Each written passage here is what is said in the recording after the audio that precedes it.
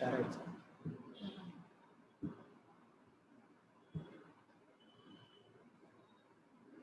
ஏன் தரீங்க ஷேர் ஆகணும்.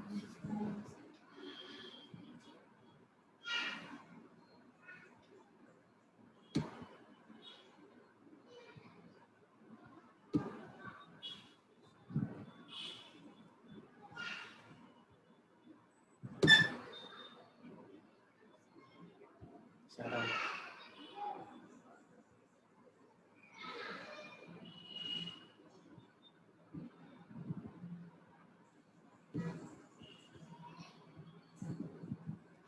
ஷேர் ஆக மாட்டேங்குது ஸ்க்ரீனு.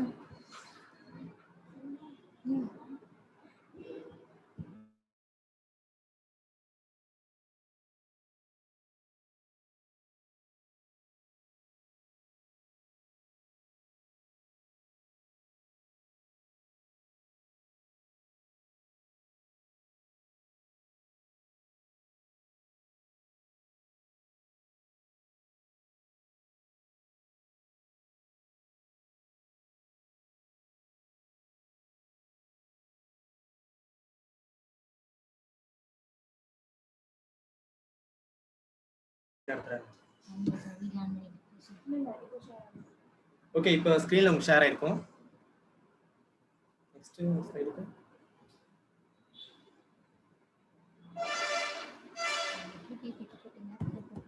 சீட் போக மாட்டேங்குது. ஒரு 2 மினிட்ஸ்ங்க. Technical problem. சரி போயிட்டு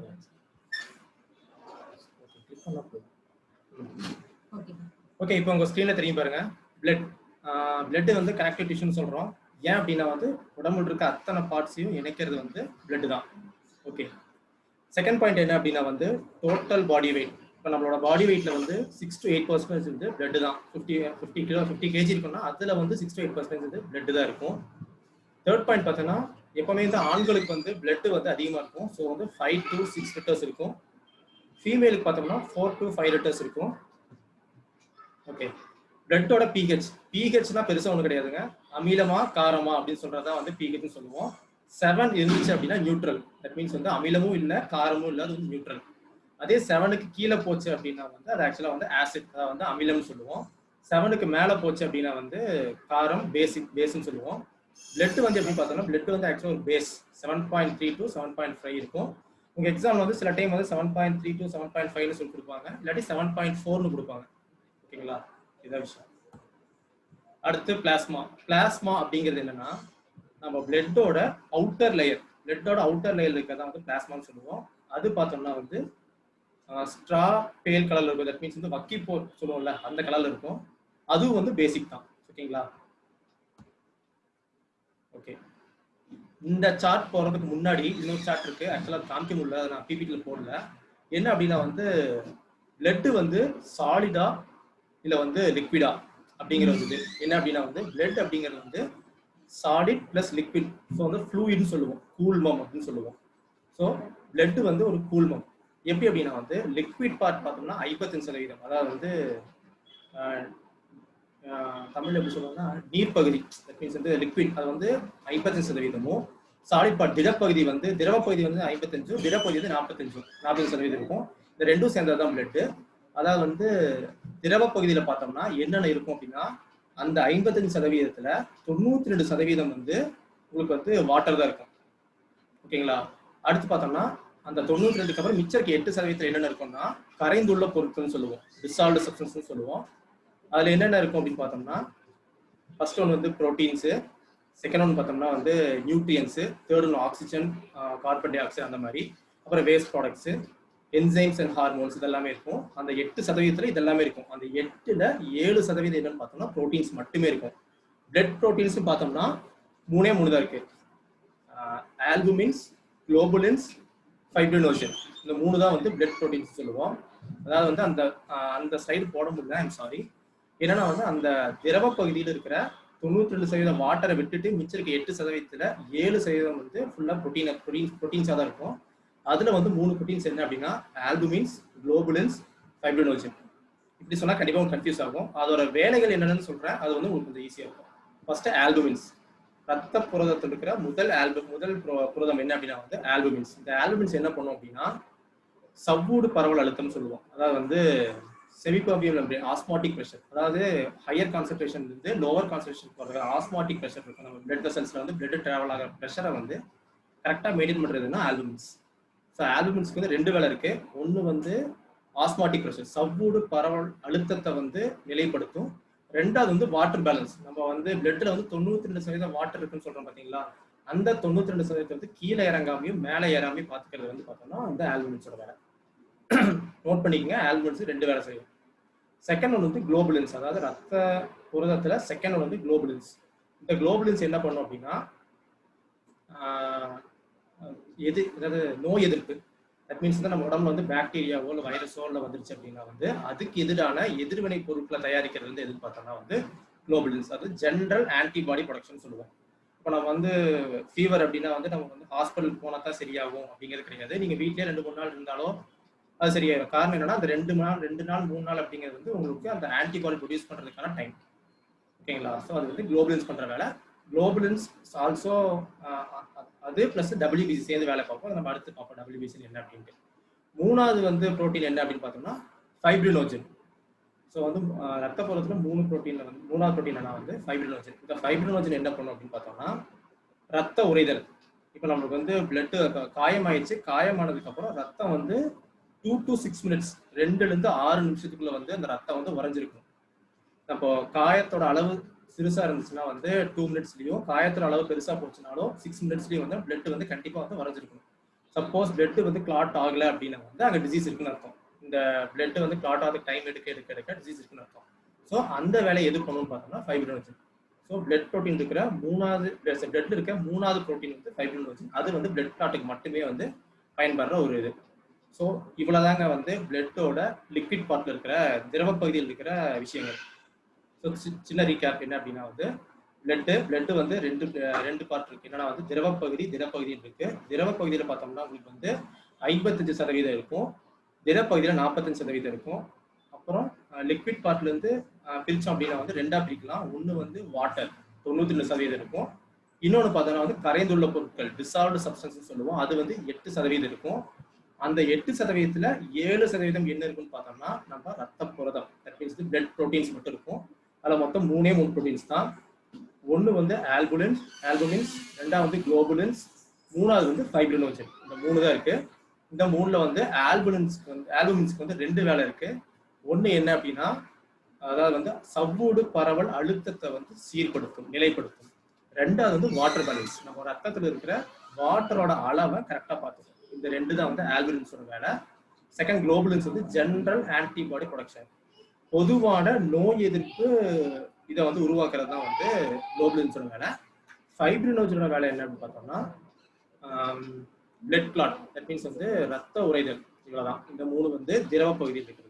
இப்ப திடப்பகுதின்னு போகும்போது என்னென்ன இருக்குன்னு பார்த்தோம்னா திடப்பகுதியில 3 விஷயம் இருக்கு. ஃபர்ஸ்ட் நமக்கு தெரிஞ்ச விஷயம் ரத்த சிவப்பணுக்கள், ரத்த வெள்ளை அணுக்கள், அப்புறம் வந்து ரத்த தட்டுக்கள். இப்போ இதை வந்து குரூப் 4 பொறுத்த வரைக்கும் உங்களுக்கு வந்து RBC, WBC, platelets, red blood corpuscles, white blood corpuscles, platelets 3. இதே வந்து உங்களுக்கு குரூப் 2 ஏல கேட்கும் போது வந்து உங்களுக்கு வந்து ஆர்பிசி, டபிள்யூபிசிங்கிற வேர்டை யூஸ் பண்ண மாட்டாங்க. அதுக்கு பதிலாக உங்க ஸ்க்ரீன்ல தெரியுது பாருங்க, எரித்ரோசைட்ஸ், இதைத்தான் வந்து உங்களுக்கு யூஸ் பண்ணுவாங்க. இந்த எரித்ரோசைட்ஸ் அப்படின்னா அது எப்படி, இது வந்து ரொம்ப டெக்னிக்கலாக பார்க்காதீங்க. எரி அப்படின்னா வந்து ரெட், சைட்ஸ் அப்படின்னா செல்லு, த்ரோனா பிளட், ரெட் பிளட் செல்ஸ், அதுதான் வந்து எரித்ரோசைட்ஸோட கம்ப்ளீட் மீனிங். எரி அப்படின்னா எங்கெல்லாம் நீங்க எரி அப்படிங்கிற வேர்டு பாத்தீங்களா, அது வந்து ரெட் அப்படிங்கறது வந்து டெவலப் பண்ணும், த்ரோ அப்படிங்கிறது வந்து பிளட் சம்பந்தப்பட்டது, சைட்ஸ் அப்படிங்கிறது செல். ஸோ ரெட் பிளட் செல்ஸ் அப்படிங்கிறது தான் வந்து எரித்ரோசைட்ஸ். உங்களுக்கு குரூப் 2, குரூப் 3, குரூப் 1 இந்த மாதிரி போகும்போது உங்களுக்கு எரித்ரோசைட்ஸ் மட்டும் தான் கொடுப்பாங்க.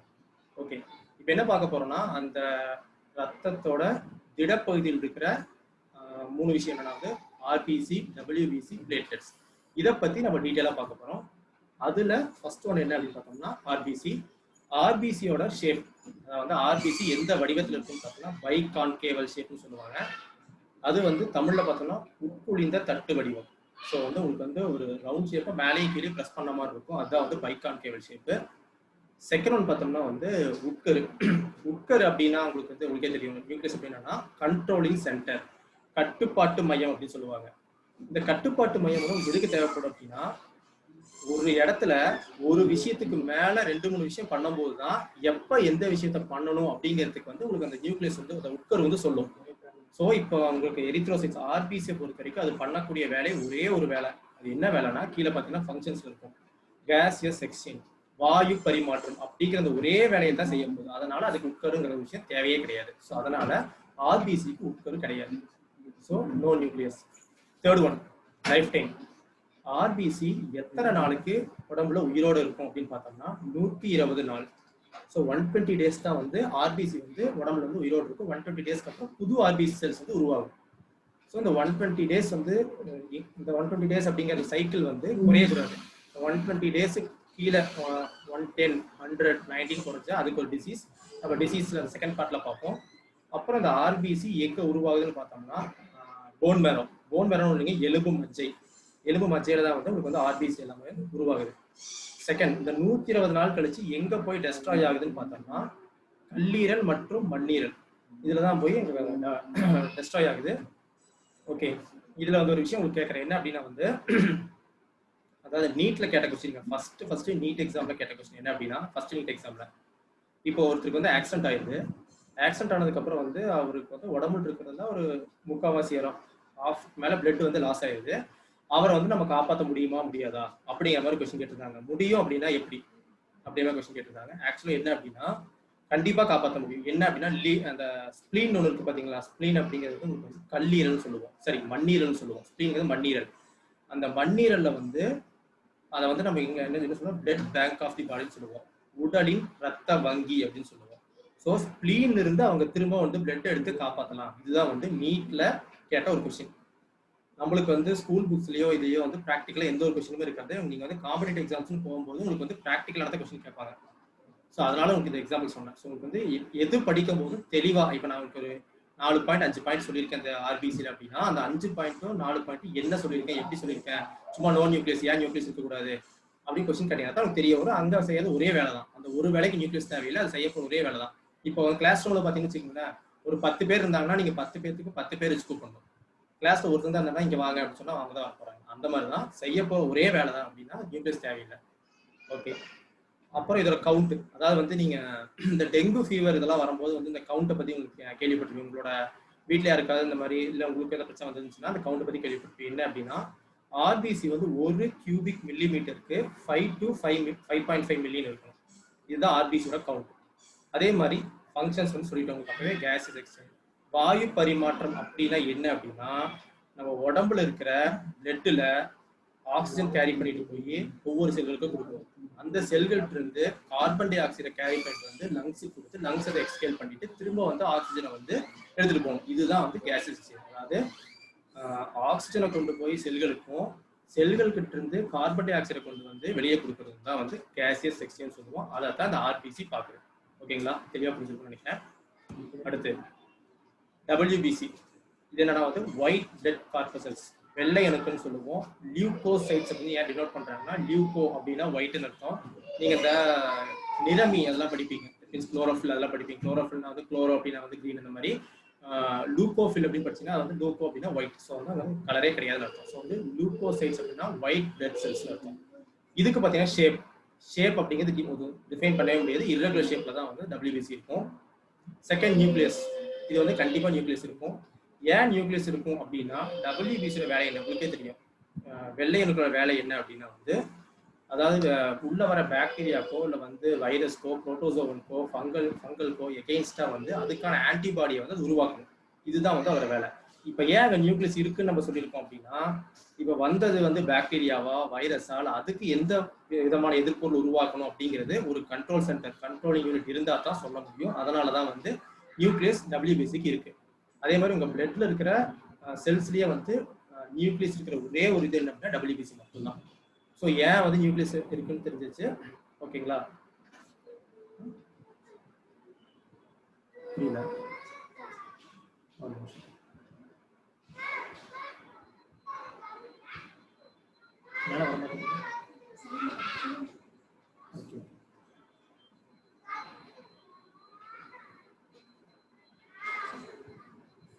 ஓகே, சில பேர் இங்கிலீஷ்ல எக்ஸ்பிளைன் பண்ண சொல்லியிருக்கீங்க. ஓகே, ஓகே இங்கிலீஷ் எக்ஸ்பிளைன் பண்ணுறேன். ஆக்சுவலாக நான் இங்கிலீஷ் மீடியம் தாங்க, தமிழ் எக்ஸ்பிளைன் பண்ணுறது கஷ்டம், இங்கிலீஷ் எக்ஸ்பிளைன் பண்ணுறது ஈஸி. சொல்கிறேன். அதாவது வந்து இப்போ வந்து ஷேப் பார்த்தோம்னா irregular ஷேப். WBC வந்து ஒரு ஷேப்பை டிஃபைன் பண்ணவே முடியாது, irregular ஷேப்பாக இருக்கும். செகண்ட் வந்து நியூக்ளியஸ் ஏன் இருக்குங்கிற சொல்லிட்டேன், ஏன்னா அது வந்து ஏகப்பட்ட வேலைகள் பண்ணுது. அது WBC வந்து ஏகப்பட்ட வேலைகள் பண்ணுறதுனால அதுக்கு வந்து நமக்கு வந்து கண்டிப்பாக வந்து இது தேவை, நியூக்ளியஸ் தேவை. எந்த இப்போ பாக்டீரியா வந்துச்சுன்னா அதுக்கு அந்த மாதிரி நம்ம வந்து எதிர்ப்பு உருவாக்கணும்னு சொல்றதுக்காக நமக்கு அது தேவை. ஸோ நியூக்ளியஸ் வந்து இருக்கு. லைஃப் டைம் பார்த்தோம்னு வச்சுக்கோங்க, WBC வந்து அது உருவாகி 3 to 4 வாரத்துக்குள்ள வந்து அது வந்து டெஸ்ட்ராய் ஆகிடும். இதுதான் WBCயோட லைஃப் டைம். இதுலயே வந்து என்ன அப்படின்னா வந்து WBC தான் வந்து இந்த பிளட் கேன்சர்னு கேள்விப்பட்டிருப்பீங்க. பிளட் கேன்சர் தான் டெக்னிக்கல் டேர்ம்ல சொன்னோம்னா கீழே கொடுத்துருக்க பாருங்க. WBC ஹையா இருந்துச்சுன்னா லுக்கீமியான்னு சொல்லியிருப்பேன். இந்த WBCயோட கவுண்ட் வந்து ரொம்ப ஹையா போக போக போக அது வந்து என்ன ஆகும் அப்படின்னா வந்து பிளட் கேன்சரை கொண்டு வந்து கொடுக்கும். ஸோ WBCயோட கவுண்ட் ஹையாகவும் இருக்கக்கூடாது, லோவாகவும் இருக்கக்கூடாது, கரெக்டாக அந்த இதில் மட்டும் தான் இருக்கணும். அந்த எவ்வளோ கவுண்ட் பார்த்தீங்கன்னா 8000 to 10,000 வரைக்கும் தான் இருக்கணும். இதுதான் வந்து WBC கவுண்ட். அது டெஸ்ட்ராயிங் பிளேஸ். ஆக்சுவலாக வந்து WBC தனியாக ஒரு இடத்துல போய் டெஸ்ட்ராய் ஆகாது, அதுவாக வந்து வெளியில் வந்துடும். ஸோ அதனால் வந்து அதுக்கு டெஸ்ட்ராயிங் பிளேஸ் ஒன்று கிடையவே கிடையாது. ஃபங்க்ஷன்ஸ் பார்த்தோம்னா உங்களுக்கு சொல்லிட்டு இம்யூனிட்டி, இவ்வளோதான். WBC பற்றி உங்களுக்கான விஷயம் அவ்வளோதான். அடுத்து மூணாவது விஷயம் சொன்ன பார்த்தீங்கன்னா, மூணாவது பிளட் செல் என்ன அப்படின்னா பிளேட்லெட்ஸ் சொல்லுவோம். ரத்த தட்டுக்கள் தமிழில். த்ராம்போசைட்ஸ் அப்படின்னா வந்து த்ராம்னா உங்களுக்கு வந்து சொல்லியிருக்கேன், என்ன சொன்னால் த்ரோ அப்படின்னா வந்து இது சொல்லியிருக்கேன், பிளட்னு சொல்லியிருக்கேன். சைட்ஸ்னா வந்து இது செல்ஸ் ஓகேங்களா. பிளேட்லெட்ஸ் ஏன் பிளேட்ஸ் சொல்கிறோம்னா இதோட ஷேப் வந்து பிளேட் ஷேப்ல இருக்கும், தட்டு வடிவத்தில் இருக்கும் பிளேட்லெட்ஸ். அதனால வந்து பிளேட்லெட்ஸ் சொல்கிறோம், த்ராம்போசைட்ஸ் சொல்கிறோம். இதுக்கு நியூக்ளியஸ் இருக்கான்னு கேட்டால் இல்லை. ஏன் இல்லை அப்படின்னா இதோட ஒரே வேலை வந்து ரத்தத்தை உறைய வைக்கிறது மட்டும்தான். உங்களுக்கு ஏதாவது காயம் ஏற்பட்டுச்சு அப்படின்னா அந்த இடத்துல ரத்தத்தை உறைய வைக்கிறது மட்டும்தான் இந்த பிளேட்லெட்ஸோட வேலை. ஸோ இதுக்கு வந்து ஒரே வேலை தான் பண்ணுது அப்படிங்கிறா அதுக்கு நியூக்ளியஸ் தேவையில்லை. அதுக்கு அடுத்த விஷயம் வந்து life time 5 to 9 days or 1 week. ஆக்சுவலாக என்ன அப்படின்னா வந்து ஸ்கூல் புக்ஸ் நீங்கள் எடுத்து பார்த்தீங்கன்னா உங்களுக்கு வந்து நிறைய டிஃப்ரென்ஸ் வரும். ஓல்டு புக்கில் பார்த்தா இது கொடுத்துருக்காங்க. ஓல்டு புக்லேயே நான் என்ன போட்டிருக்கேன்னா 5 to 9 days / போட்டு 1 week போட்டிருக்கேன். ஓல்டு புக்லேயே வந்து உங்களுக்கு வந்து வேரியேஷன் இருந்துச்சு, அதாவது 10th புக்குக்கும் 12th புக்கும் வேரியேஷன் இருந்துச்சு. ஸோ நீங்கள் என்ன பண்ணணும்னா இப்போ அட் ப்ரெசென்ட்டாக உங்கள் புக்கில் என்ன டேஸ் கொடுத்துருக்காங்களோ அதுதான் நீங்கள் வந்து எக்ஸாம்பிள் போடுற மாதிரி இருக்கும். இது ஓல்டு புக். ஆக்சுவலாக வந்து ஓல்டு புக்குல கரெக்டான இதுபடி பார்த்தோன்னா 5 to 9 days தான் வந்து பிளேட்லெட்ஸ் வந்து உடம்புல வந்து உயிரோடு இருக்கும். அடுத்து இது பிறக்கும் இடம் அப்படின்னு பார்த்தோம்னா இதுவும் வந்து போன் மேரோ தான். அடுத்து டெஸ்ட்ராயிங் பிளேஸ். இது எங்கே போய் அழிக்கப்படும் பார்த்தோம்னா லிவர் அண்ட் ஸ்ப்ளீன், கல்லீரல் மற்றும் மண்ணீரல்ல தான் போய் இதுவும் அழிக்கப்படுது. உங்களுக்கு பிளேட்லெட்ஸோட கவுண்ட் வந்து நீங்க பார்த்துருப்பீங்க 2 to 4 lakhs. இந்த டெங்கு காய்ச்சல் வந்துச்சுன்னா பிளேட்லெட்ஸ் வந்து இன்க்ரீஸ் ஆகணும், அது இன்க்ரீஸ் ஆனால் தான் வந்து பிழைப்பாங்க அப்படிங்கிற மாதிரி சொல்லியிருப்பாங்க. ஆக்சுவலாக வந்து நான் லிவிங் எக்ஸாம்பிள் என்ன அப்படின்னா வந்து நான் வந்து எங்கள் அக்கா ஒருத்தவங்களுக்கு வந்து இதுக்கு டெங்கு ஃபீவர் அப்படின்னு சொல்லிட்டு போயிருக்கும்போது டாக்டர் வந்து அந்த கொடுத்த மாதிரி வந்து ஆக்சுவலாக அவங்க கவுண்ட் பார்த்தோம்னா கிட்டத்தட்ட 1.5 lakhs மேலே இருந்துச்சு. அவங்க என்ன சொல்லிட்டாங்க, இல்லை எங்க 70,000 கீழே போயிடுச்சுன்னா அவ்வளோதான் அப்படின்னு சொன்னாங்க. நம்மளுக்கு கொஞ்சம் பேசிக் நாலேஜ் பயாலஜி இருந்துச்சுன்னா கூட போதும், நம்ம வந்து சொல்லலாம். ஸோ அதனால வந்து என்ன கவுண்ட் வந்து எப்பவுமே 2 to 4 lakhs கண்டிப்பாக பிளேட்லெட்ஸ் இருக்கணும். பிளேட்லெட்ஸோட ஒரே வேலை என்னன்னா வந்து பிளட் கிளாட்டிங் மட்டும்தான். ஓகேங்களா. ஸோ வந்து பேசிக்காக உங்களுக்கு வந்து பயாலஜி தெரிஞ்சா போதும். பயாலஜியில் நீங்கள் வந்து PhDயோ மேஜராக பண்ண போகிறது கிடையாது. எக்ஸாம் பாயிண்ட் ஆஃப் வியூ நமக்கு என்ன தெரியணுமோ அது மட்டும் தெரிஞ்சா போதும். ஸோ இது வந்து பிளேட்லெட்ஸோட கவுண்ட். ஓகேங்களா. ஃபங்க்ஷன் சொல்லிட்டு பிளட் கிளாட். அடுத்து ஹைப்போஎக்சியா அப்படின்னு என்ன அப்படின்னா நம்மளுக்கு ஆர்பிசிக்கு என்ன சொன்னேன், ஆர்பிசி என்ன பண்ணணும் அதோட ஒரே வேலை என்னன்னா வந்து கேசியஸ் எக்ஸ்சேஞ்ச், அதாவது வந்து வாயு பரிமாற்றம் அப்படின்னு சொல்லியிருக்காங்க. அதாவது வந்து கார்பன் டை ஆக்சைடையும் ஆக்சிஜனையும் வந்து டிரான்ஸ்ஃபர் பண்ணும். செல்லுக்கு கொண்டு போய் ஆக்சிஜன் கொடுத்து செல்லு வந்து கார்பன் டை ஆக்சைடு கொண்டு வந்து லங்ஸுக்கு கொடுக்கும். இதுதான் வந்து ஆர்பிசி பண்ற வேலை. ஸோ இந்த ஹைப்போஎக்சியா அப்படிங்கிற விஷயம் என்னன்னா ஹீமோகுளோபின் வந்து ஆர்பிசியில இருக்கு. ஹீமோகுளோபின் ஹீம்னா வந்து அயனுங்க, குளோபின்னா புரோட்டீன். அதை பிரிச்சு பார்த்தீங்கன்னா தெரிஞ்சிடும். ஆர்பிசியில என்ன இருக்குன்னா ஹீமோகுளோபின். அந்த ஹீம் அப்படிங்கிறது வந்து அயனும், குளோபின் அப்படிங்கிறது வந்து புரோட்டீனும். இப்போ அயன் கண்டென்ட் இருக்கிறதுனால தான் வந்து அது வந்து ரெட் கலர் இருக்குது, நம்மளோட ரத்தம் வந்து ரெட் கலர் இருக்கு. சரிங்களா. ஸோ அயன் கண்டென்ட், அதான் அந்த ரத்தம் ஏன் ரெட் கலர் இருக்குன்னு கேட்டாங்கன்னா அது வந்து ஹீமோகுளோபின் இருக்கு. ஹீமோகுளோபின் ஏன் வந்து ரெட்டாக தான் இருக்கணும்னு கேட்டாங்கன்னா அதுல வந்து உங்களுக்கு அயன் இருக்கு. ஹீம் அப்படின்னா அயன், இந்த அயன் கண்டென்ட் இருக்கிறனால பிளட் வந்து ரெட் கலர் இருக்கு. ஓகேங்களா. ஸோ ஆர்பிசியில் இருக்கிற ஹீமோகுளோபின் என்ன பண்ணும் அப்படின்னா வந்து ஆக்சிஜனை கேரி பண்ணிட்டு போய் செல்ஸுக்கு கொடுக்குதா. இப்போ என்ன ஆகுது அப்படின்னா அந்த ஆக்சிஜன் கேரியிங் கெப்பாசிட்டி கம்மியாகுது வச்சுக்கோங்களேன். அதாவது ஆக்சிஜன் கொண்டு போற அளவு வந்து கம்மியாகுது அப்படின்னா அந்த வந்து அது என்ன டிசீஸ்ன்னு சொல்லுவோம்னா ஹைப்போஎக்சியா அப்படின்னு சொல்லுவோம். இது ஆக்சுவலாக டிசீஸ் கிடையாது, எல்லாத்துக்கும் எல்லா மனுஷங்களுக்கும் ஏற்படுறது தான் வந்து எல்லாத்துக்கும் ஏற்படுறது தான். இது பெருசாக டிசீஸ் சொல்ல முடியாது. என்ன அப்படின்னா வந்து இந்த சிம்டம் பேர் வந்து ஹைப்போஎக்சியா, டிசீஸ்னு கொடுத்துருக்க மாட்டேன், அது வந்து சிம்டம் தான் கொடுத்துருக்கேன் நான். ஓகேங்களா. அந்த ஹைப்போஎக்சியாவை நம்ம உடம்பே சரி பண்ணிக்கும். அதுக்கு தனியாக மெடிகேஷனோ ட்ரீட்மெண்ட்டோ நமக்கு தேவையில்லை. ஸோ இந்த ஹைப்போஎக்சியா எப்படி சரிப்படுதுன்னா இந்த ப்ராசஸ் தான் எரித்ரோபோயசிஸ் அப்படின்னு சொல்லுவோம். அதாவது என்ன அப்படின்னா வந்து ஆர்பிசில கொண்டு போற ஆக்சிஜனோட அளவு கம்மி ஆயிடுச்சு அப்படின்னா என்ன ஆகும் அப்படின்னா கிட்னி இருக்கு பாத்தீங்களா, கிட்னி வந்து ஒரு கெமிக்கல் சப்ஸ்டன்ஸை ப்ரொடியூஸ் பண்ணும். அந்த சப்ஸ்டன்ஸ் பேர் என்ன அப்படின்னா எரித்ரோபோயட்டின் அப்படிங்கிற சப்ஸ்டன்ஸ். இந்த சப்ஸ்டன்ஸை ப்ரொடியூஸ் பண்ணி அந்த ஆர்பிசியில கேரி பண்ணிட்டு போற ஆக்சிஜனோட அளவை இன்னும் அதிகமாகும். இதுதான் வந்து ஹைப்போஎக்சியாங்கிற சிம்டத்துக்கு நம்ம உடம்பே நம்மளை தயார் பண்ணிக்கிறதுக்கான ப்ராசஸ். ஸோ அப்போ வந்து எக்ஸாம் எப்படி கேட்பாங்க அப்படின்னா hypoxia is cured by which of our body organ அப்படின்னு கேட்பாங்க. லங்ஸ், ஹார்ட், கிட்னின்னு கேட்பாங்க. நம்ம என்ன யோசிப்போம்னா கிட்னி வந்து சம்மந்தமே கிடையாது. ஸோ கிட்னி எப்படா ப்ரொடியூஸ் பண்ணி சொல்லிட்டு நம்ம எடுத்தோடனே ஆட்மன் அவுட்டா தூக்கிடுவோம் கிட்னியை. ஆக்சுவலாக விஷயம் என்ன அப்படின்னா வந்து ஹைப்போஎக்சியாவை கியூர் பண்றதுக்கு எந்த புரோட்டீன் வந்து ப்ரொடியூஸ் ஆகுதுன்னா எரித்ரோபோயட்டின். அந்த புரோட்டீனை எது ப்ரொடியூஸ் பண்ணி கேட்டாங்கன்னா கிட்னி. ஓகேங்களா. ஸோ வந்து இது ரொம்ப முக்கியமான விஷயம். இது வந்து ஆக்சுவலாக நியூ புக்ல இருக்கு.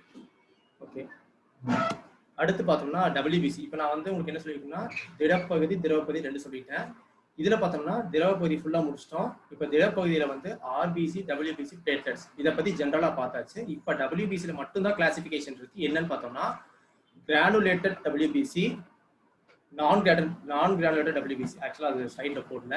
இந்த ரெண்டு டபிள்யூபிசி ரெண்டு டைப் இருக்கு. கிரானுலேட்டட், ஏ கிரானுலேட்டட் சொல்லுவோம். துகள் உள்ளவை, துகள் அற்றவை. இதுதான் வந்து வெள்ளை அணுக்கள்ல ரெண்டு கிளாசிபிகேஷன். துகள் உள்ளவை, துகள் அற்றவை. துகள் உள்ளவைனா கிரானுலேட்டட் டபிள்யூபிசி, துகள் அற்றவைனா ஏ கிரானுலேட்டட் டபிள்யூபிசி. ஓகேங்களா. இதுல வந்து துகள் உள்ளவையில பார்ப்போம். துகள் உள்ளவையில பார்த்தோம்னா மொத்தம் 3 விஷயம் இருக்கு. என்னன்னா நியூட்ரோஃபில்ஸ், பேசோஃபில்ஸ், ஈசனோஃபில்ஸ். நியூட்ரோஃபில்ஸ் தான் வந்து டபிள்யூபிசியில் அதிகமாக காணப்படும். 60% 70% இருக்கும். அதோட வேலை என்னன்னு பார்த்தோம்னா ஜென்ரல் ஆன்டிபாடி ப்ரொடக்ஷன் தான். நம்மளோட இது பார்த்தோமே குளோபுலின்ஸ் என்ன பண்ணுதோ அதே மாதிரி ஜென்ரல் ஆன்டிபாடி ப்ரொடக்ஷன் தான் வந்து நியூட்ரோஃபில்ஸ் பண்ணும். பேசோஃபில்ஸ் அப்படின்னா வந்து இப்போ நம்ம வந்து ஃபுட் அலர்ஜியோ இல்லை வந்து இன்செக்ட் ஏதாவது கடிச்ச அலர்ஜி ஆயிடுச்சுன்னா அதை வந்து சரி பண்ணுறது பேசோஃபில்ஸ். நல்லா தெரிஞ்சுக்க, நம்ம சாப்பிட்ற எந்த ஒரு மாத்திரையோ எந்த ஒரு விஷயமும் டைரக்டா போய் உடம்புல சரி பண்ணவே பண்ணாது. அது என்ன பண்ணும் அப்படின்னா வந்து நம்ம உடம்புல அதுக்கு தகுந்தமான ஆன்டிபாடிஸை அதிகமாக ப்ரொடியூஸ் பண்ண வைக்கும். இதுதான் மாத்திரை மருந்து நம்ம சாப்பிட்றதுக்கான அது பண்ற வேலை. ஓகேங்களா. இப்போ நீங்க வந்து உடம்புல அலர்ஜின்னு போகும்போது அவங்க டேப்லெட் கொடுக்குறாங்க அப்படின்னா அந்த டேப்லெட் என்ன பண்ணுன்னா பேசோஃபில்ஸை போய் அதிகமாக செக்ரேட் பண்ண வைக்கும். ஸோ அந்த பேசோஃபில்ஸ் அதிகமாக செக்ரேட் ஆச்சுன்னா அலர்ஜிக் ரியாக்ஷன்ஸை வந்து அது வந்து முறியடிக்கும். இதுதான் வந்து மாத்திரை பண்ற வேலை. ஓகேங்களா. ஸோ பேசோஃபில்ஸ் வந்து அகேன்ஸ்ட் அலர்ஜிஸ். ஈஸ்னோஃபில்ஸ் பார்த்தோம் அப்படின்னா வந்து produce antibodies against toxic substances. அதாவது ஒன்றும் கிடையாது, நம்ம வந்து இப்போ ஏதாவது தெரியாது விஷம் குடிக்கிறாங்க இல்லை வேற ஏதாவது விஷயம் ஆகுது அப்படின்னா பார்த்தோம்னா அதுக்கு தகுந்த மாதிரி இப்போ நம்ம வந்து மருந்து கொடுக்குறோம் அப்படின்னா அது ஈஸ்னோஃபில்ஸ் தான் போய் தூண்டும். அந்த ஈஸ்னோஃபில்ஸ் செக்ரேட் ஆனால் தான் உங்களுக்கு வந்து அந்த டாக்ஸிக் சப்ஸ்டன்ஸ் எகெயின்ஸ்டா வந்து உங்களுக்கு வந்து மெடிசன் ப்ரொடியூஸ் ஆகும். உடம்புலேயே வந்து ஆட்டோமேட்டிக்காக மெடிசன்ஸ் ப்ரொடியூஸ் ஆகும். இதுதான் வந்து கிரானுலேட்டட் டபிள்யூபிசி. அடுத்து பிளட் கிளாட். நான் சொல்லியிருப்பேன் ஏற்கனவே. பிளட் கிளாட் அப்படின்னா என்னன்னா 2 to 6 minutes நடக்கணும் அப்படிங்கிறது தான் பிளட் கிளாட். நீங்க அதை ஆக்சுவலா பிளட் கிளாட்டை வந்து கூகுள் பண்ணி பார்த்தீங்கன்னா உங்களுக்கு 25 to 30 seconds அப்படிங்கிற மாதிரி கொடுத்துருப்பாங்க. ஆக்சுவலாக என்ன அப்படின்னா வந்து உங்களோட காயத்தோட அளவை பொறுத்து வந்து பிளட் கிளாட் வந்து ஆகும். என்ன அப்படின்னா வந்து சின்ன காயமா இருந்துச்சுன்னா 2 minutes வந்து பிளட் கிளாட் ஆயிரும். கொஞ்சம் பெரிய காயமா போகும் 2 to 6 minutes. இந்த 6 minutesக்கு மேல பிளட் கிளாட் ஆகாம பிளட் ப்ளீட் ஆகிட்டே இருந்துச்சு அப்படின்னா அதுக்கு என்ன வந்து டிசீஸ்னா ஹீமோஃபிலியா அப்படின்னு சொல்லுவாங்க. நீங்களாம் ஈடி படம் பார்த்துருப்பீங்கன்னு நினைக்கிறேன். அதர்வா நடிச்ச படம் ஈடி. ஸோ ஓகேவா. அந்த படத்தை பார்த்தோன்னா அவங்களுக்கு ஹீமோஃபிலியான்னு சொல்லி அந்த டிசீஸ் சொல்லுவாங்க. ஹீமோஃபிலியால பார்த்தீங்கன்னா ஹீமோஃபிலியா ஏ, பி, சி நிறைய கேட்டகரிஸ் இருக்கு. அதில் ஹீமோஃபிலியா பி அப்படிங்கிறது வந்து அன்கியூரபிள் டிசீஸ் சொல்றாங்க. ஓகே. இப்போ பார்த்தீங்கன்னா பிளட் கிளாட் வந்து அதாவது நமக்கு வந்து ஒரு காயம் ஏற்பட்டு எப்படி வந்து பிளட் கிளாட் ஆகுது அப்படின்னா அது 3 ஸ்டேஜஸாக சொல்லலாம். அதில் என்னென்ன ஸ்டேஜ்னு பார்த்தோம்னா ஃபர்ஸ்ட் வந்து த்ராம்போகைனேஸ் ஃபார்மேஷன். இந்த டெக்னிக்கல் டேர்ம்ல ரொம்ப டிஃபிகல்ட்டாக இருக்குன்னு நினச்சிருக்காங்க. 2-3 டைம் சொல்லி பார்த்தீங்கன்னா ஈஸியாயிரும். த்ராம்போகைனேஸ் ஃபார்மேஷன், செகண்ட் ஒன் வந்து த்ராம்பின் ஃபார்மேஷன், தேர்ட் ஒன் வந்து ஃபைப்ரின் ஃபார்மேஷன்.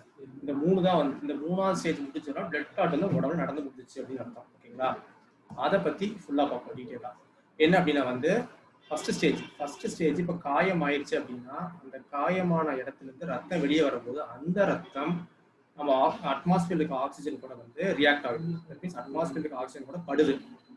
அப்போ நம்ம உடம்புல நான் உங்களுக்கு என்ன சொல்லியிருக்கேன், மொத்தம் 3 ப்ரோட்டீன் சொல்லியிருக்கேன்னா ஆல்புலின்ஸ், குளோபுலின், ஃபிப்ரினோஜன் சொல்லியிருக்கேன்னா அந்த மூணு புரோட்டீன்ல ஃபிப்ரினோஜன் தான் வந்து ரொம்ப ரொம்ப ரொம்ப பிளட் கிளாட்டுக்கு முக்கியம். ஓகேங்களா? செகண்ட் நம்ம என்ன பார்த்திருக்கோம், திடப்பகுதியில் வந்து பிளேட்லெட்ஸ் பார்த்திருப்போம், அதாவது த்ராம்போசைட்ஸ். அந்த த்ராம்போசைட்ஸ் என்ன பண்ணும் அப்படின்னா வந்து பிளட் கிளாட்டுக்கு தான் வந்து த்ராம்போசைட்ஸ் யூஸ் ஆகும் பார்த்திருப்போம். So first stage blood clot ஆகணும் அப்படின்னா ஃபர்ஸ்ட் ஸ்டேஜ்ல பிளேட்லெட்ஸ், அதாவது ரத்தத்தில் இருக்கிற பிளேட்லெட்ஸ் வந்து அட்மாஸ்பியரிக் ஆக்சிஜன் கூட ரியாக்ட் ஆகும். ரியாக்ட் ஆகணும்னா ஃபர்ஸ்ட் ஃபார்ம் ஆன விஷயம் என்னன்னா, உங்களுக்கு ஸ்கிரீன்ல பார்த்தீங்கன்னா த்ராம்போகைனேஸ் அப்படின்னு சொல்லுவோம். த்ராம்போகைனேஸ் என்னன்னு கேட்டாங்க அப்படின்னா ஒண்ணுமே கிடையாது, சிம்பிளா பிளட் பிளேட்லெட்ஸ் ரத்த தட்டுக்கள் ஆக்சிஜன் கூட கொலாப்ஸ் ஆகி ஃபார்ம் ஆகிற சப்ஸ்டன்ஸ் தான் வந்து த்ராம்போகைனேஸ். ஓகேங்களா? டெக்னிக்கலா பார்த்தா ரொம்ப பெரிய டேர்ம், அதை உடச்சு பார்த்தோம்னா அவ்வளவுதான். பிளேட்லெட்ஸ் கொலாப்ஸ் ஆகி ஆக்சிஜன் கூட சேர்ந்ததுக்கு அப்புறம் கிடைக்கிற ப்ராடக்ட் தான் த்ராம்போகைனேஸ் ஃபர்ஸ்ட். செகண்ட் ஒன் பார்த்தோம்னா வந்து ப்ரோத்ராம்பின். அப்படின்னா ப்ரோத்ராம்பின் அப்படிங்கிற விஷயம் எங்க இருக்கும்னா நம்மளோட லிவர்ல இருக்கும், கல்லீரல்ல ப்ரோத்ராம்பின் அப்படிங்கிற விஷயம் இருக்கும். அந்த ப்ரோத்ராம்பின் பிளஸ் நம்ம சாப்பிட்ற சாப்பாட்டுல இருக்க விட்டமின் கே அப்படின்னு ஒரு விஷயம் நம்ம சாப்பிட்ற சாப்பாடு இருக்கும், அதுதான் வந்து பிளட் கிளாட்டுக்கு ரொம்ப ரொம்ப முக்கியம். ஸோ அந்த விட்டமின் கேவும் ப்ரோத்ராம்பின் சேர்ந்து மேல த்ராம்போகைனேஸ் ஃபார்ம் இருக்குங்களா, அதை வந்து ஊக்கியா எடுத்துக்கும். ஊக்கினா கேட்டலிஸ்ட்னு சொல்லுவோம். கேட்டலிஸ்ட்னா என்ன, ஒரு ரியாக்ஷனை ஸ்பீடா கொண்டு போறதுக்காக யூஸ் ஆகிறதா கேட்டலிஸ்ட். ஸோ இந்த ப்ரோத்ராம்பின் எங்க இருக்கு, லிவர்ல இருக்கு. இந்த ப்ரோத்ராம்பினும் நம்ம சாப்பாடு இருக்க விட்டமின் கேவும் சேர்ந்து நம்ம புண்ணான இடத்துல வந்து த்ராம்பின் அப்படிங்கிற ஒரு விஷயத்த ஃபார்ம் பண்ணும். அந்த த்ராம்பின் ஃபார்ம் பண்றதுக்கு த்ராம்போகைனேஸ் மேல ஃபார்ம் இருக்கு பாத்தீங்களா, அது வந்து ஊக்கினா என்ன, அந்த ரியாக்ஷன் ஸ்பீடா நடக்கிறதுக்காக அது ஊக்கியா செயல்படுது. அவ்வளவுதான் செகண்ட் ஸ்டேஜ். நான் உங்களுக்கு வந்து எக்ஸ்பிளைன் பண்றேன், இதே விஷயத்த இன்னொரு டைம் எக்ஸ்பிளைன் பண்றேன். ஸோ ஃபர்ஸ்ட் வந்து அவுட்லைன் மட்டும் தெரிஞ்சுக்கலாம். தேர்ட் ஸ்டேஜ் என்ன அப்படின்னு பார்த்தோம்னா ஃபைப்ரினோஜன். நம்ம ரத்த புரதம், அதாவது பிளட் புரோட்டீன்ல இருக்கிற ஃபைப்ரினோஜன் என்ன பண்ணுவோம்னா அந்த காயம் நடந்த இடத்துக்கு போயிட்டு ஃபைப்ரினா மாறும். ஃபைப்ரினோஜன் அப்படிங்கிறது டிசால்விங் புரோட்டீன் சொல்லுவோம், அதாவது கரையக்கூடிய புரதம்னு சொல்லுவோம். ஃபைப்ரின் அப்படிங்கிறது வந்து கரையா புரதம் அப்படின்னு சொல்லுவோம், கரையாத புரதம் சொல்லுவோம். ஓகேங்களா? ஸோ இந்த மூணு விஷயம் தான் வந்து நடந்துச்சுன்னா பிளட் கிளாட் நடந்துச்சுன்னு அர்த்தம். திரும்ப டைம் எக்ஸ்பிளைன் பண்றேன் உங்களுக்கு. அதாவது வந்து பிளட் கிளாட் நடக்கிறதுக்கு, பிளட் கிளாட்டை வந்து நீங்க வந்து இன்னொரு விஷயம் எல்லாத்தையும் போட மறந்துட்டேன். பிளட் கிளாட்டிங்க்கு வந்து டெக்னிக்கல் டைம் என்ன சொல்லுவாங்கன்னா ஹீமோஸ்டாசிஸ், HEAMOSTASIS, ஹீமோஸ்டாசிஸ் சொல்லுவாங்க. உங்களுக்கு குரூப் 2A வந்து உங்களுக்கு வந்து பிளட் கிளாட் அப்படிங்கிற வார்த்தையை யூஸ் பண்ண மாட்டாங்க. அது ரெண்டும் உங்களுக்கு எப்படி யூஸ் பண்ணுவாங்கன்னா ஹீமோஸ்டாசிஸ் அப்படிங்கிறத தான் அவங்க யூஸ் பண்ணுவாங்க. குரூப் 4 தான் பிளட் கிளாட் அப்படிங்கிற வார்த்தையை யூஸ் பண்ணுவாங்க. ஓகே, திரும்ப அந்த 3 ஸ்டேஜ் சொல்றேன், தெளிவாக நோட் பண்ணிக்கோங்க. இப்போ காயம் நடந்துருச்சு அப்படின்னா ஸ்டேஜ் 1 என்ன ஆகும்னா நம்ம ரத்தத்தில் இருக்கிற ரத்த தட்டுக்கள் ஆக்சிஜனோட சேர்ந்து கொலாப்ஸ் ஆகி த்ராம்போகைனேஸ் அப்படிங்கிற ஒரு ஃபர்ஸ்ட் லேயர் ஒன்று ஃபார்ம் ஆகும். ஓகே, செகண்ட் ஒன் என்ன அப்படின்னா ப்ரோத்ராம்பின். இந்த ப்ரோத்ராம்பின் எங்க இருக்குன்னா லிவர்ல இருக்குது. இந்த ப்ரோத்ராம்பின் பிளஸ் விட்டமின் கே இது ரெண்டும் சேர்ந்து திராம்பினா வந்து உருவாகும். எங்கன்னா காயமான இடத்துல.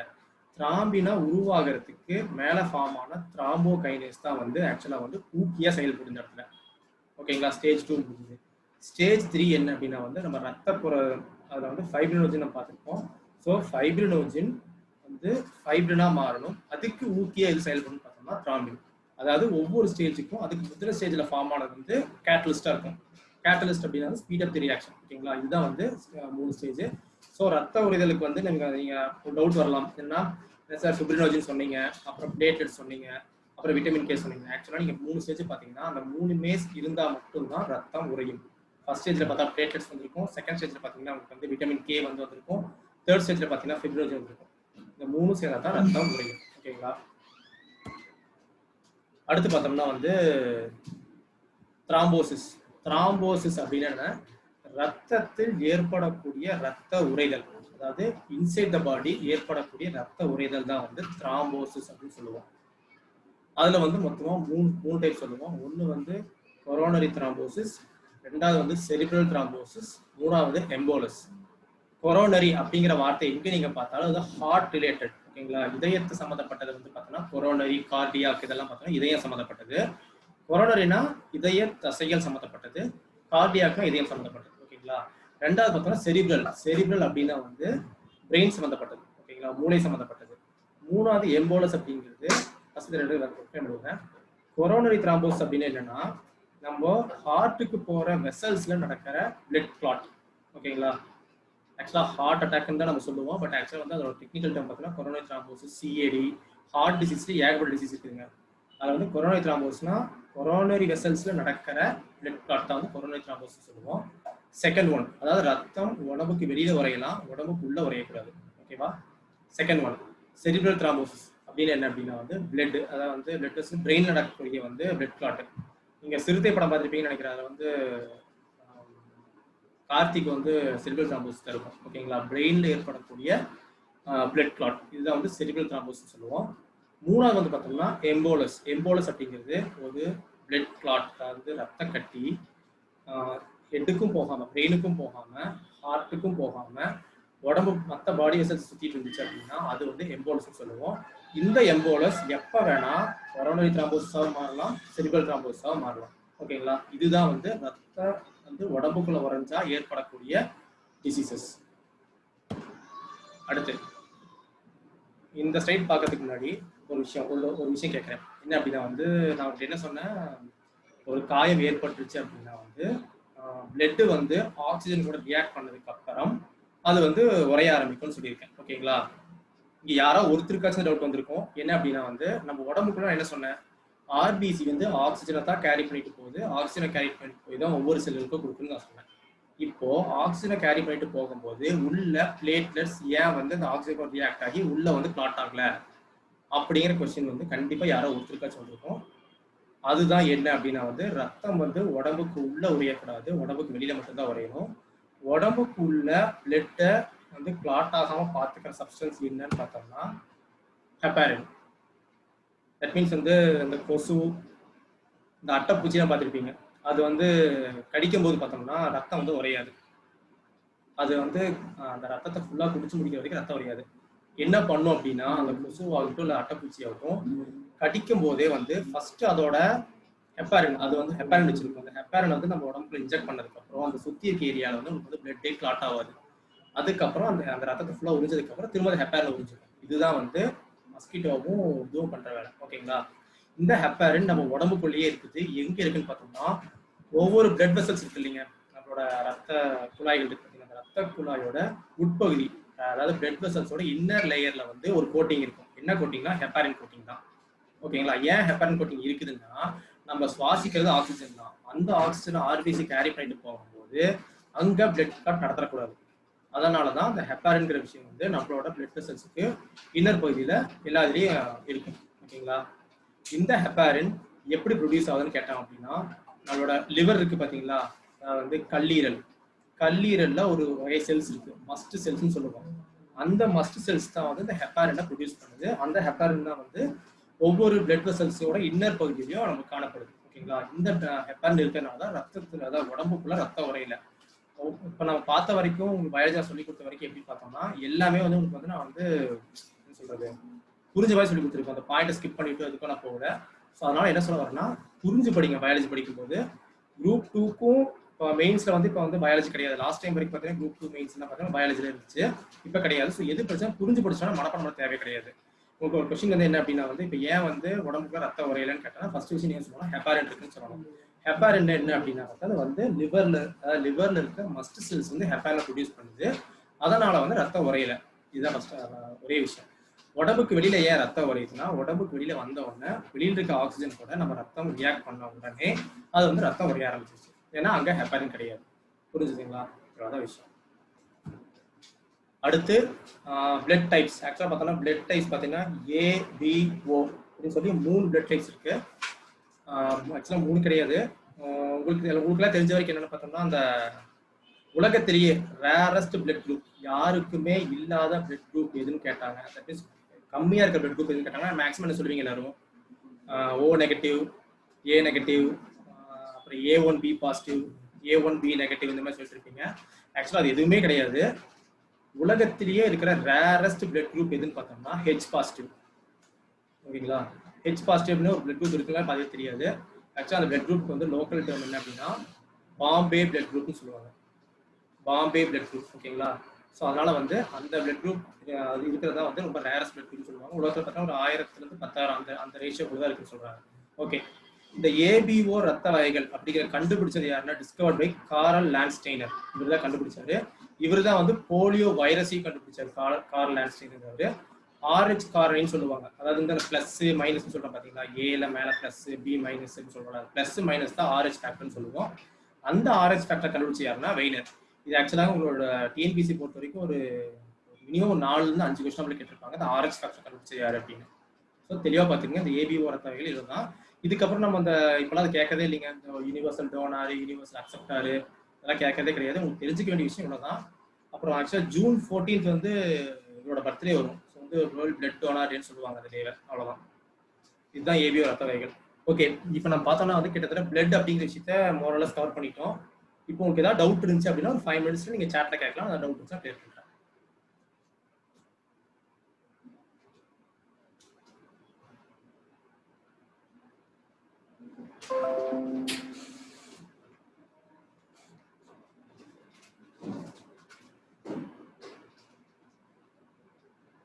நான் சொன்னது உங்களுக்கு புரிஞ்சுதா? நான் இப்போ அந்த காமிச்ச ஸ்லைடெல்லாம் வந்து ஸ்கிரீன்ஷாட் எடுத்துச்சுக்கோங்க.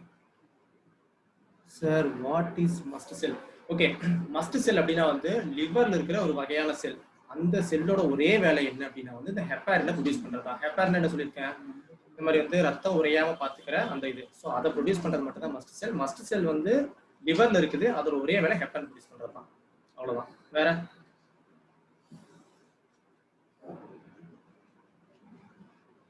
பிபிடி சென்ட் பண்ணுவீங்களா? நம்மளோட அகாடமியோட வெப்சைட் நீங்க அப்போ செக் பண்ணிக்கோங்க. ஃபேஸ்புக் அதெல்லாம் கண்டிப்பா போஸ்ட் பண்ணுவாங்க. और Bombay blood steering டோரோ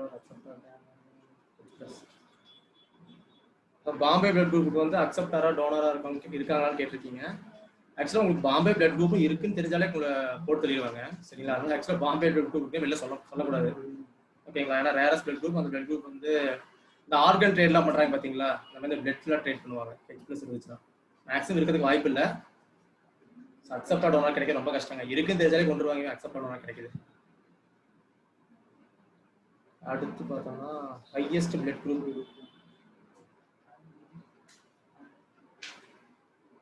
highest blood group அப்படின்னு பார்த்தோம்னா வச்சுக்கோங்களேன், உங்களுக்கு பார்த்தீங்கன்னா அது வந்து டிஃபைன் பண்ணுறது கிடையாது. Maximum O positive, B positive தான் அது மேக்ஸிமம் ஹையஸ்ட்டாக இருக்கும்.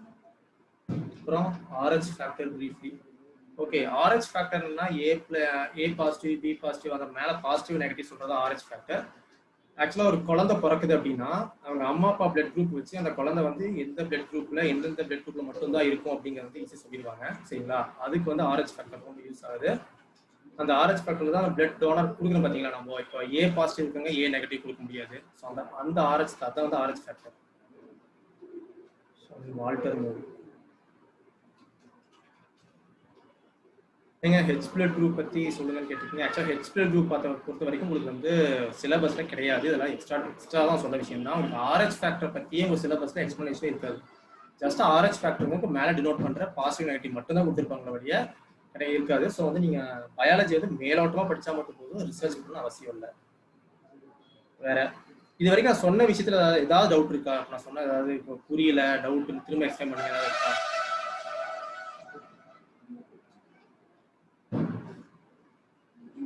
ஓகேங்க, கிளியர். சரி, ஓகே. இப்போ நம்ம அடுத்த டாபிக் போவோமா? Next PPT.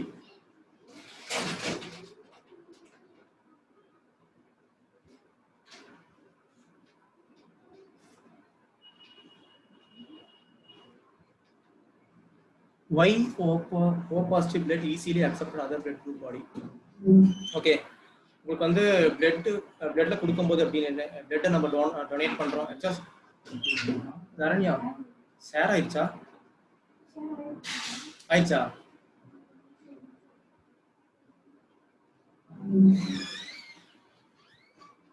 ஒரே நிமிஷம். ஷேர்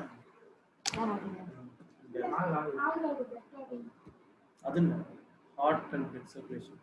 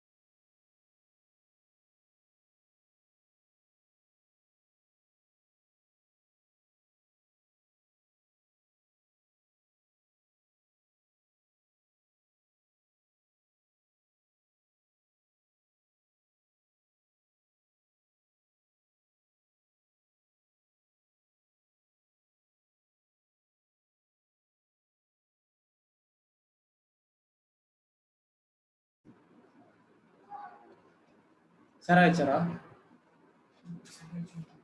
ஓகே, சரி. டவுட்ஸ் நிறைய கேட்டிருக்கீங்க. நாம செஷன் முடியும் போது இந்த ஒரு 5 நிமிஷம் டவுட் செஷன் கொடுப்போம். அதில் நம்ம இதை பார்த்துக்கலாம். பிளட் கிளாட்டிங் சயின்டிஃபிக் டேர்ம் கேட்டிருக்கீங்க. ஹீமோஸ்டாசிஸ், HEAMOSTASIS தான் ஹீமோஸ்டாசிஸ் அப்படிங்கிறது வந்து சயின்டிஃபிக் நேம். இப்போ நம்ம அடுத்த இதுக்குள்ள போகலாம். ஓகே, நம்ம அடுத்து பார்க்கக்கூடிய டாபிக் என்ன அப்படின்னு பார்த்தோம்னா ஹார்ட் அண்ட் பிளட் சர்க்குலேஷன், இருதயம் மற்றும் ரத்த ஓட்டம். இதை தான் நம்ம அடுத்து பார்க்க போகிறோம். பிளட்ல இருக்க அடுத்த டாபிக்.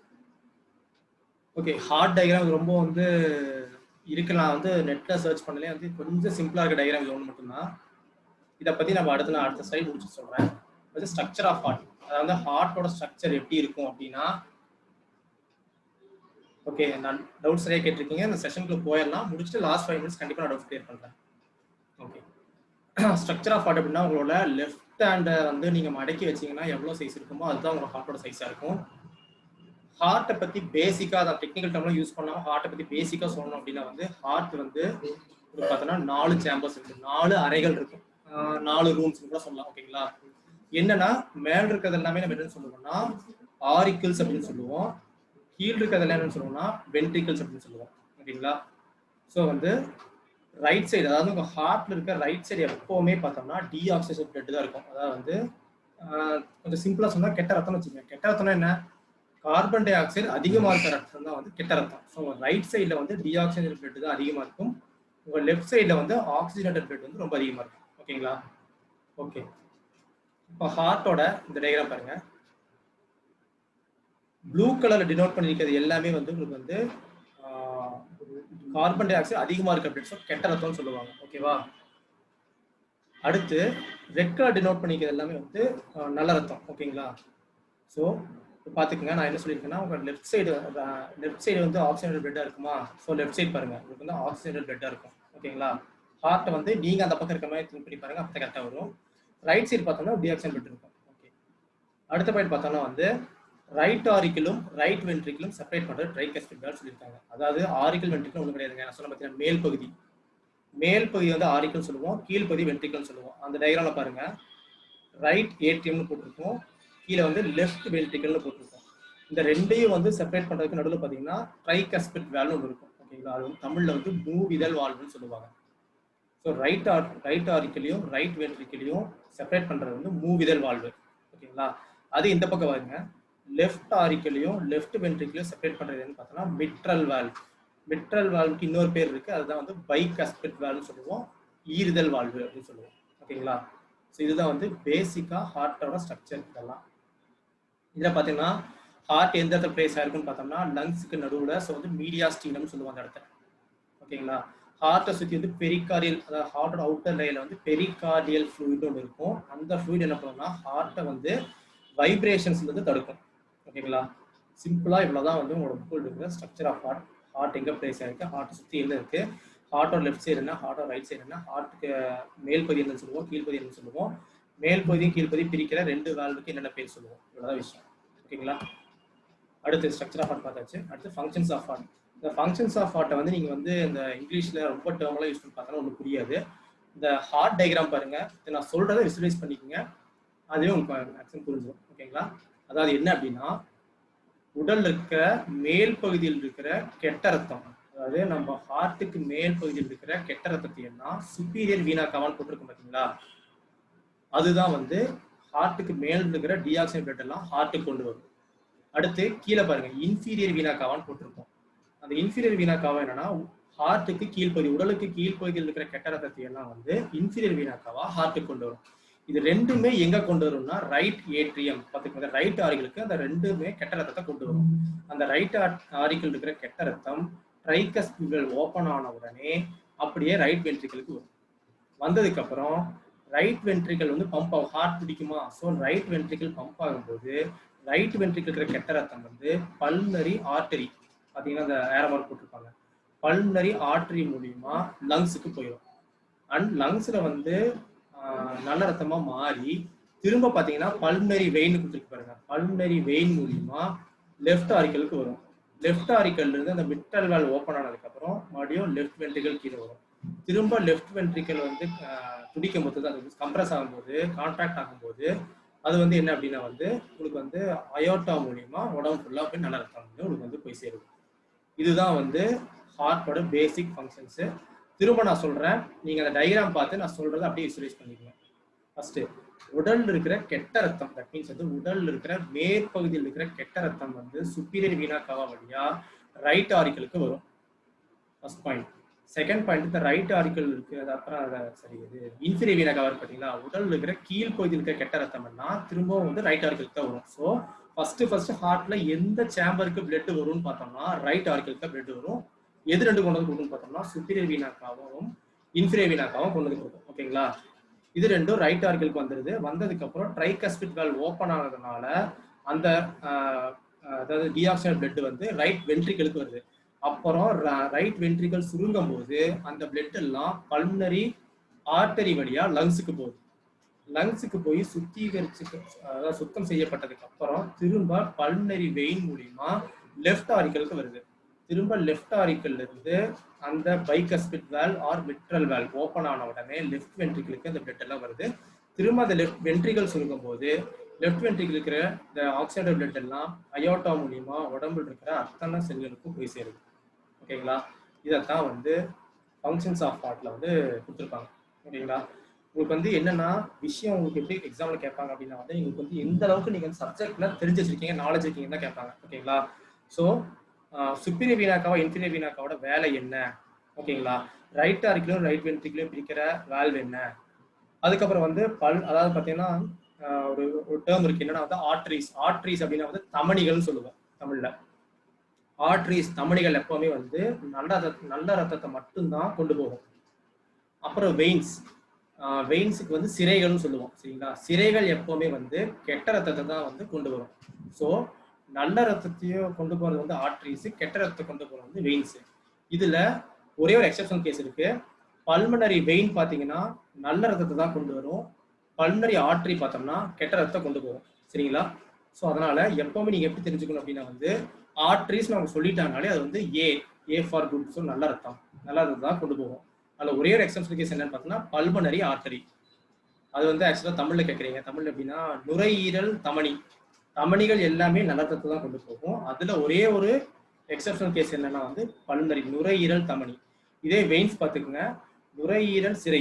இது என்ன பண்ணுன்னா வந்து எல்லா சிரைகளும் கெட்ட ரத்தத்தை தான் கொண்டு வரும், ஆனால் இந்த நுரையீரல் சிரை மட்டும் லங்ஸ் கிட்ட இருந்து நல்ல ரத்தத்தை கொண்டு வரும். ஸோ இது வந்து ஒரு குரூப் 4ல நிறைய டைம் கேட்ட கொஸ்டின்ஸ். ஓகேங்களா, ஸோ பல்மனரி வெயின் வருது. இது வந்து இதுதான் வந்து ஃபங்க்ஷன்ஸ் ஆஃப் ஹார்ட். ஓகேங்களா, சிம்பிளாக எக்ஸ்பிளைன் பண்ணியிருக்கேன். இது வந்து நீங்கள் உங்கள் புக் எடுத்து பார்க்கும்போது ரொம்ப டெக்னிக்கல் டேர்ம்ல யூஸ் பண்ணியிருப்பாங்க. அதெல்லாம் தேவையில்லை, நமக்கு தேவை அந்த கான்செப்ட் புரிஞ்சுட்டா போதும். ஓகே, அடுத்து பிளட் சர்க்குலேட்டரி சிஸ்டத்தை வந்து ரெண்டா பிரிக்கிறாங்க. அதாவது ரத்த ஓட்ட மண்டலத்தை வந்து ரெண்டா பிரிக்கிறாங்க. ஃபர்ஸ்ட் ஒன் என்ன அப்படின்னா ஓப்பன் சர்க்குலேட்டரி சிஸ்டம், செகண்ட் வந்து க்ளோஸ்ட் சர்க்குலேட்டரி சிஸ்டம். அதாவது அந்த காக்ரோச் இந்த மாதிரி சின்ன சின்ன பூச்சிகள், சின்ன சின்ன இன்செக்ட்ஸ்க்குலாம் வந்து தனியா வந்து ரத்த குழாய்கள் ஒன்று இருக்காது. ஓகேங்களா, நமக்கெல்லாம் பார்த்தோம்னா வந்து ஆர்ட்ரிஸ் இருந்து மெட்டா ஆர்ட்ரியோல்ஸ் வந்து வென்யூல்ஸ், கேப்லரிஸ் சொல்லிட்டு இந்த மாதிரி சின்ன சின்னதாக பிரிஞ்சு திரும்ப இவ்வளோ விஷயம் இருக்கு, ரொம்ப காம்ப்ளிகேட்டடா இருக்கு. பட் அந்த மாதிரி சின்ன சின்ன பூச்சிகளை பொறுத்த வரைக்கும் வந்து உங்களுக்கு வந்து ஓப்பன் பிளட் சர்க்குலேட்டரி சிஸ்டம் தான். அதாவது என்னன்னா ஒரே ஒரு வெசல் தான் இருக்கும், அதோட ஹார்ட் இருக்கு அப்படின்னா அந்த வெசல்ல இருந்து பிளட் எடுத்துட்டு போயிட்டு பிளட் வந்து அந்த ஆர்கன் மேல தெளிக்கப்படும். திரும்ப அந்த பிளட் எல்லாம் கீழே கலெக்ட் பண்ணிட்டு திரும்ப அந்த ஆர்கன் மேல தெளிக்கப்படும். இதுதான் வந்து அங்க நடக்கிற பிளட் சர்க்குலேட்டரி சிஸ்டம். அதான் என்ன சொல்லுவோம்னா ஓப்பன் பிளட் சர்க்குலேட்டரி சிஸ்டம், திறந்த ரத்த ஓட்ட மண்டலம் சொல்லுவோம். ஓகேங்களா, ஸோ அதில் ஃபர்ஸ்ட் பாயிண்ட் பாருங்க, blood flows directly into the tissue. Blood வந்து டைரக்டா எந்த ஒரு வெசல்ஸுமே இல்லாம ஒரே ஒரு குழாய் மூலியமா டைரக்டா அந்த திசுக்கள்ல போய் அடையுது. அப்புறம் அந்த ஓப்பன் பிளட் சர்க்குலேட்டரி சிஸ்டத்தில் இருக்கிற பிளட்டை நம்ம பிளட்னு சொல்ல மாட்டோம், அதுக்கு இன்னொரு என்னன்னு சொல்லுவோம் ஹீமோ லிம்ப்னு சொல்லுவோம். ஓகேங்களா, ஹீமோ லிம்ப் அப்படின்னு என்னன்னா பிளட் பிளஸ் இன்டர்ஸ்டீஷியல் ஃப்ளூயிட், இடையீட்டு என்ன சொல்றது ஃப்ளூயிடுக்கு தமிழ் என்னங்க இடையீட்டு கூழ்மம். சரிங்களா, பிளட் பிளஸ் இடையீட்டு கூழ்மம் சேர்ந்தா தான் ஹீமோலிம். அதாவது ஓப்பன் பிளட் சர்க்குலேட்டரி சிஸ்டத்தில் இருக்கிற பிளட்டை நம்ம பிளட்னு சொல்ல மாட்டோம், என்னன்னு சொல்லுவோம்னா ஹீமோலிம்ப்னு சொல்லுவோம். அது என்ன பண்ணும்னா அதுல இருக்கிறது ஒரே ஒரு பிளட் வெசல் தான், அது வந்து அந்த ஆர்கனுக்குள்ள போய் பிளட்டை தெளிக்கும், அவ்வளவுதான். சரிங்களா, ஸோ வந்து பிளட் வந்து பிளட் பிளஸ் இன்டர்ஸ்டீஷியல் ஃப்ளூயிட் சேர்ந்து இருக்கிறதுனால அதை நம்ம ஹீமோலிம்ப்னு சொல்றோம். ஓகே, அப்போ வந்து மேக்ஸிமம் பார்த்தோம்னா உங்களுக்கு வந்து பார்த்தோம்னா கலர்லெஸ் பிளட்டாக தான் இருக்கும். உங்களுக்கு அந்த மாதிரி ஆர்கன் சின்ன சின்ன இன்செக்ட் கலர்லெஸ் பிளட்டாக தான் இருக்கும். ஓப்பன் பிளட் சர்க்குலேட்டரி சிஸ்டம் பொறுத்த வரைக்கும் உங்களுக்கு பிபி வந்து லோவாக தான் இருக்கும். பிபினா பிளட் ப்ரெஷர் ஒன்றும் கிடையாதுங்க. இப்போ ஹார்ட் பம்ப் ஆகுது, ஹார்ட் பம்ப் ஆகிற அந்த ஸ்பீடு தான், அந்த எவ்வளோ தூரம் ப்ரெஷர் கொடுக்குதோ அந்த ப்ரெஷர் தான் வந்து உடம்புல காலில் இருக்கிற சின்ன செல்களுக்கு கூட போய் சேருது. அதனால நமக்கு பிபி அதிகமாக இருக்கும். அதாவது மனுஷங்களை பொறுத்த வரைக்கும் பிபி அதிகமாக இருக்கும். ஏன்னா இந்த ஹார்ட் பம்ப் பண்ற விஷயம் போய் சேரணும்னா ப்ரெஷர் வந்து அதிகமாக இருக்கும்.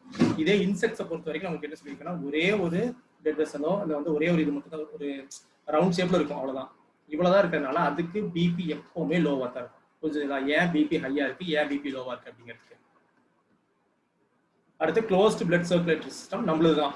ஸோ நம்ம மனுஷங்களுக்கு பார்த்தீங்கன்னா blood flows through blood vessels due to the presence of capillaries every cells get bloods. அதாவது கேப்லரிஸ்னு ஒன்றுமே கிடையாது, தமிழில் வந்து தந்துகிகள் அப்படின்னு சொல்லுவோம். அதாவது ஆர்ட்ரிஸ்னு பார்த்தா கொஞ்சம் பெரிய சைஸில் இருக்கும். அந்த ஆர்ட்ரிஸும் இத்தனோடு சைஸில் இருக்கிற அந்த செல்லுக்குள்ள ரத்தத்தை கொண்டு போய் செலுத்த முடியாது. அதனால ஆர்ட்ரிஸ் வந்து ஆர்ட்ரியோல்ஸா சின்னதாக மாறும். ஆர்ட்ரியோல்ஸ் வந்து இன்னும் சின்னதாக மெட்டா ஆர்ட்ரியோல்ஸா மாறும். மெட்டா ஆர்ட்ரியோல்ஸ் வந்து இன்னும் சின்னதாக மாறி உங்களுக்கு வந்து கேப்லரிஸா மாறும். கேப்லரிஸ்னா கண்ணுக்கே தெரியாத சின்ன சின்ன தந்துகிகள். அதுதான் வந்து செல்களுக்குள்ள போய் அந்த செல்களுக்கு ரத்தத்தை கொடுக்கும். அதுதான் கேப்லரிஸ். ஓகேங்களா? இதுதான் க்ளோஸ் பிளட் சர்க்குலேட்டரி சிஸ்டம் வேலை செய்யற விதம். அடுத்து வந்து இது வந்து மேக்ஸிமம் வந்து க்ளோஸ் பிளட் சர்க்குலேட்டரி சிஸ்டம் பொறுத்த வரைக்கும் 90% ரெட் கலர் பிளட்டாக தான் இருக்கும். அடுத்து பிபி ஹையா இருக்கும். நான் ஏன் ஹையா இருக்குன்னு சொல்லிட்டேன். ஹார்ட் பம்ப் பண்ற பிளட் தான் உடம்புல இருக்கிற அத்தனை ஆர்கனுக்கும் அத்தனை பார்ட்ஸ்க்கும் போய் சேருது. அப்போ வந்து பிளட் ப்ரெஷர் அதிகமாக இருந்தால் தான் அது அங்கே போய் சேரும். ஓகே, அடுத்து வந்து ஆரிக்கிள்ஸ் அண்ட் வென்ட்ரிக்கிள்ஸ் நம்ம அப்பயே பார்த்துட்டோம்.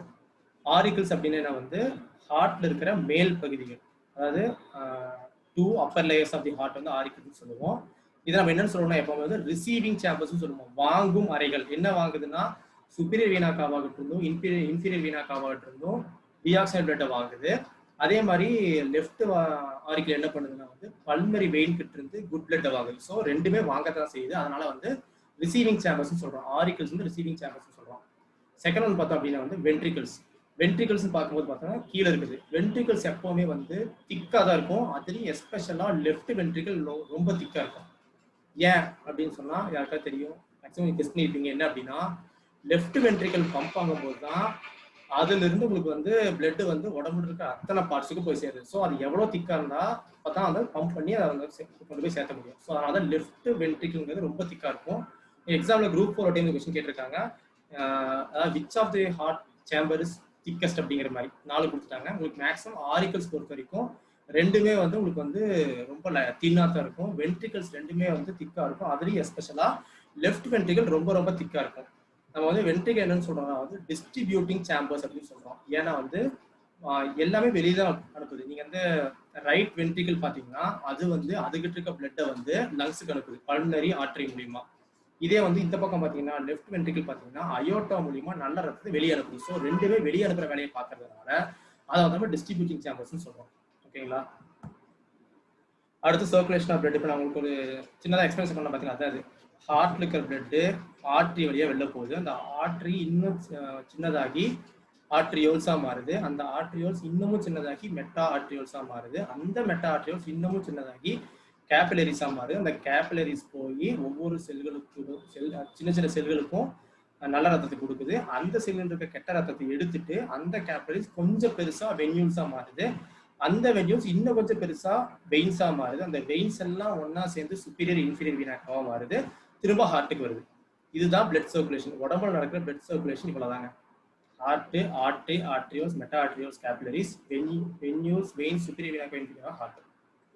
இது நீங்க சும்மா பிளேட்டண்டா பாத்தீங்க அப்படின்னா உங்களுக்கு வந்து ரொம்ப டெக்னிக்கல் டேர்ம் வந்து அதிகமா இருக்கிற மாதிரி தோணும். பட் ஆக்சுவலா நீங்க பாத்தீங்கன்னா இதெல்லாம் சின்ன சின்னதா ஹார்ட்ல இருந்து ஆர்ட்ரியோல்ஸ் வந்து சின்னது, அதை விட சின்னது, அதை விட சின்னது, அதை விட கொஞ்சம் பெருசு. கேபிலரிஸ் பண்ணோம்னா அதுக்கப்புறம் வெளியில வரணும்ல. கேபிலரிஸ் வந்து வென்யூல்ஸ், வெயின்ஸ், சுப்பீரியர் வீனாக்கா, ஹார்ட். இதுதான் சர்க்குலேஷன் ஆஃப் பிளட். ஓகே, இப்போ நம்ம என்ன பார்க்க போறோம்னா இந்த தமனி, சிரை, தந்துகிகள், ஆர்ட்ரிஸ், வெயின்ஸ், கேபிலரிஸ் இந்த மூணுக்கும் கிளாசிபிகேஷன் பார்க்க போறோம். ஓகேங்களா? ஹார்ட் ஹோல் மீன்ஸ் இந்த டவுட் செஷன் இதெல்லாம் சொல்றேன். ஓகே, ஆர்ட்ரிஸ் அப்படின்னு பார்த்தோம்னா உங்களுக்கு என்ன அப்படின்னா உங்களுக்கு வந்து ஃபர்ஸ்ட் வந்து தமனிகள் எப்பவுமே திக்கா தான் இருக்கும். ஏன் திக்கா இருக்கும்னா அதுதான் உடம்புல இருக்கிற அத்தனை பார்ட்ஸ்க்கு கொண்டு போய் நல்ல ரத்தத்தை சேர்த்துது. ஓகேங்களா? அப்புறம் நம்ம போய் இந்த பிளட் டெஸ்ட் எடுக்கும் பார்த்தீங்களா? பிளட் டெஸ்ட் எடுக்கும் போது நம்ம இந்த இன்ஜெக்ஷன்ல பிளட் எடுப்பாங்கல்ல, அது வந்து எப்பவுமே நம்ம உடம்புல இருக்கிற கெட்ட ரத்தத்தை எடுப்பாங்க. ஏன்னா வெயின்ஸ் தான் உங்களுக்கு உங்களோட உடம்புக்கு மேலே தெரியும். ஆர்ட்ரிஸ் உங்க உடம்புக்கு மேலே தெரியவே தெரியாது. சரிங்களா?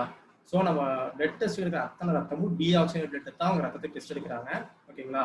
ஸோ ஆர்ட்ரிஸ் பார்த்தோம்னா திக்கா இருக்கும், பரீட் இன்டு த பாடி, நம்ம உடம்புக்குள்ள புதைந்து காணப்படும். அது வந்து பிபி ஹையா தான் இருக்கும், ஏன்னா அதுதான் வந்து பம்ப் பண்ற இது வந்து கொண்டு போய் எல்லா பார்ட்டுக்கும் சேர்த்துருக்கு. So BP high. அடுத்து veins.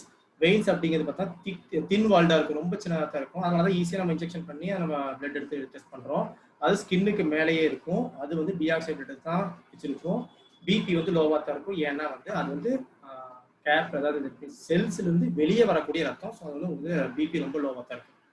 Capillaries very very thin-walled, ஏன்னா செல்களுக்குள்ள போகக்கூடிய அளவுக்கு தின்னா இருக்கணும், அதனால அது வந்து உங்களுக்கு வந்து பிபி ரொம்ப லோவா தான் இருக்கும். அடுத்து ஹார்ட் பீட். ஹார்ட் பீட் பார்த்தோம்னு வச்சுக்கோங்களேன், எக்ஸ்பான்ஷன், அதாவது ஹார்ட் விரிவடையுது அப்படின்னா வந்து டயாஸ்டோல்னு சொல்லுவாங்க. இதெல்லாம் டெக்னிக்கல் டேர்ம் ஒன்றுமே கிடையாது. ஹார்ட் விரியுது சுருங்குன்னு சொல்லிட்டு போயிடலாம். பயாலஜி கொஞ்சம் கஷ்டமாக்கணும், பயாலஜி வந்து கொஞ்சம் படிக்கிறாங்க, எல்லாரும் படிச்சிருவாங்கன்னு சொல்லிட்டு கஷ்டமாக்கணுங்கிறதுக்காக இதெல்லாம் கொஞ்சம் இன்ட்ரூஸ் பண்ணியிருக்காங்க. ஒன்றுமே கிடையாது. ஹார்ட் வந்து விரிஞ்சா அது டயாஸ்டோல். ஓகேங்களா? ஹார்ட் சுருங்குனா அது வந்து சிஸ்டோல். நம்ம ஹார்ட் பீட் எப்படி செயல்படுது அப்படின்னா, 1 auricular systole followed by 1 ventricular systole and small rest. English சொன்னா புரியாது. அதாவது ஆரிக்கிள் மேல பார்த்தா ஹார்ட்டோட மேல் அறைகள் ஒரு தடவை சுருங்கும். சுருங்க என்ன ஆகும், மேல இருக்க பிளட் எல்லாம் வென்ட்ரிகலுக்கு வந்துடும். செகண்ட் வென்ட்ரிகல் ஒரு தடவை சுருங்கும். அப்போ என்ன ஆகும், வென்ட்ரிகல் இருக்கிற பிளட் எல்லாம் உடம்பு ஃபுல்லா போய் சேரும். அதுக்கப்புறம் ஸ்மால் ரெஸ்ட். இதுதான் heart beat. 1 auricular systole, 1 ventricular systole followed by small rest. ஓகேங்களா? அடுத்து ஹியூமன் ஹார்ட் பீட் டைப் வந்து மயோஜெனிக் வகையை சார்ந்ததுன்னு சொல்லுவாங்க. மயோஜெனிக் வகைனா 4 சேம்பர் இருக்கணும், இந்த மாதிரி ஹாரிக்கிள் சிஸ்டோல் டயஸ்டோல் இருக்கணும். இதுதான் மயோஜெனிக் வகை. ஓகேங்களா? அடுத்து ஹார்ட் சவுண்ட்ஸ். லப் டப்னு சொல்லி 2 சவுண்ட் சொல்லுவோம். அந்த 2 சவுண்ட் வந்து ஏன் உருவாகுது, எப்படி உருவாகுது அப்படிங்கிறத பத்தி நான் சொல்றேன். அதாவது என்ன அப்படின்னா வந்து ரைட் ஆரிக்கல் இருந்து ரைட் வென்ட்ரிக்கலுக்கு மட்டும் லெஃப்ட் ஆரிக்கல் இருந்து ஸ்லோவா சொல்லிருக்கீங்களா? ஓகே. அதாவது ரைட் ஆரிக்கல் இருந்து ரைட் வென்ட்ரிக்கலுக்கும் லெஃப்ட் ஆரிக்கல் இருந்து லெஃப்ட் வென்ட்ரிக்கலுக்கும் பிளட் கீழே வந்தவுடனே திரும்ப அந்த பிளட் வந்து பேக் ஃப்ளோ ஆயிடக்கூடாது, திரும்ப வென்ட்ரிக்கல்ல இருந்து திரும்ப ஆரிக்கல் போயிடக்கூடாதுங்கிறதுக்காக தான் இங்க வந்து ட்ரைகஸ்பிட் வால்வ், அதாவது மூவிதல் வாழ்வும், இங்க வந்து பைகஸ்பிட் வால்வ், ஈரிதல் வாழ்வும் இருக்கு. ஓகேங்களா? பிளட் வந்து ஆரிக்கல்ஸ்ல இருந்து வென்ட்ரிக்கல்ஸ் கீழே வந்ததுக்கு அப்புறம் அப்போ வந்து அந்த ஈரிதல் வால்வ் மூவிதல் வால்வ் மூடும். அந்த மூடும் போது வர சவுண்ட் தான் லப். ஓகேங்களா? டப் அப்படிங்கிற சவுண்ட் எங்க வரும் அப்படின்னா வந்து வென்ட்ரிக்கல் சுருங்கிறதுக்கு அப்புறம் வென்ட்ரிக்கல்ல இருந்து பல்மனரி ஆர்டரி மூலியமா லங்ஸுக்கு சுத்தி பக்கத்துக்கு பிளட் போகுது பாத்தீங்களா? அதே மாதிரி இந்த பக்கம் வந்து அயோட்டா மேல வந்து உடம்பு ஃபுல்லா நல்ல ரத்தம் போகுது பாத்தீங்களா? அங்க வந்து ஒரு வால்வு இருக்கும். அதாவது அந்த ஓப்பனிங்ல, அதாவது பல்மனரி ஆர்டரியோட ஓப்பனிங்லையும் அயோட்டாவோட ஓப்பனிங்லயும் பாத்தீங்கன்னா ஒரு 2 வால்வு இருக்கும். அதை வந்து பிறை சந்திர வால்வுகள் சொல்லுவோம், செமி லூனார் வால்வுன்னு சொல்லுவோம். இது ரெண்டும் மூடும்போது சவுண்ட் வரும், அதுதான் வந்து டப் சவுண்ட். ஓகேங்களா? ஸோ லப் சவுண்ட் டப் சவுண்ட் எப்படி வருதுன்னு கேட்பாங்க. அது வந்து மேக்ஸிமம் குரூப் ஃபோர் தான் கேட்பாங்க.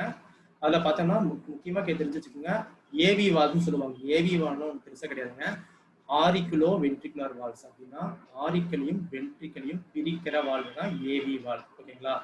அந்த ஏவி வால்வ் மூடும் போது என்ன ஏவி வால்வ்ஸ் என்னென்ன, இந்த பக்கம் வந்து ட்ரைகஸ்பிட் வால்வு, இந்த பக்கம் பைகஸ்பிட் வால்வ். ஓகேங்களா? ஸோ இந்த ஏவி வால்வ் மூடும் போது வர சவுண்ட் லப்பும், அதுக்கப்புறம் இந்த வென்ட்ரிகுலர் எக்ஸ்பான்ஷன் அப்போ தட் மீன்ஸ் வந்து செமினோலார் வால்வ்ஸ் சொன்ன பார்த்தீங்கன்னா அயோட்டாலையும் பல்மனரி ஆர்டரியும் பார்த்தீங்களா, அது மூடும் போது வர இது வந்து டப்புன்னு தான் சொல்லுவோம். இதுதான் ஹார்ட் சவுண்ட்ஸ். ஓகேவா? அடுத்து வந்து electric impulse of heart. Okay.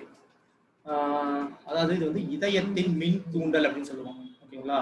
இதயத்தின் மின் தூண்டல் எங்க ஆரம்பிக்குதுன்னு பார்த்தோம்னா நம்ம ரைட் ஆரிக்கல் பார்த்தோம்னா அது வந்து உங்களுக்கு வந்து ஹார்ட்டை வந்து ஃபங்க்ஷன்ஸ் எக்ஸ்பிளைன் பண்றதுக்கா டயக்ராம் அப்படி போட்டுருந்தாங்க. இது வந்து இதுதான் இருக்கிறதே கொஞ்சம் என்ன சொல்றது ஈஸியான டயக்ராமா நெட்ல பார்த்தேன். ஸோ அதனால வந்து பாத்தீங்கன்னா ரைட் ஆரிக்கலோட டாப் சைட்ல பார்த்தோம், டாப்ல பார்த்தோம்னா எஸ்ஏ நோடு இருக்கும், சைனஸ் நோடுன்னு சொல்லுவாங்க. ஓகேங்களா?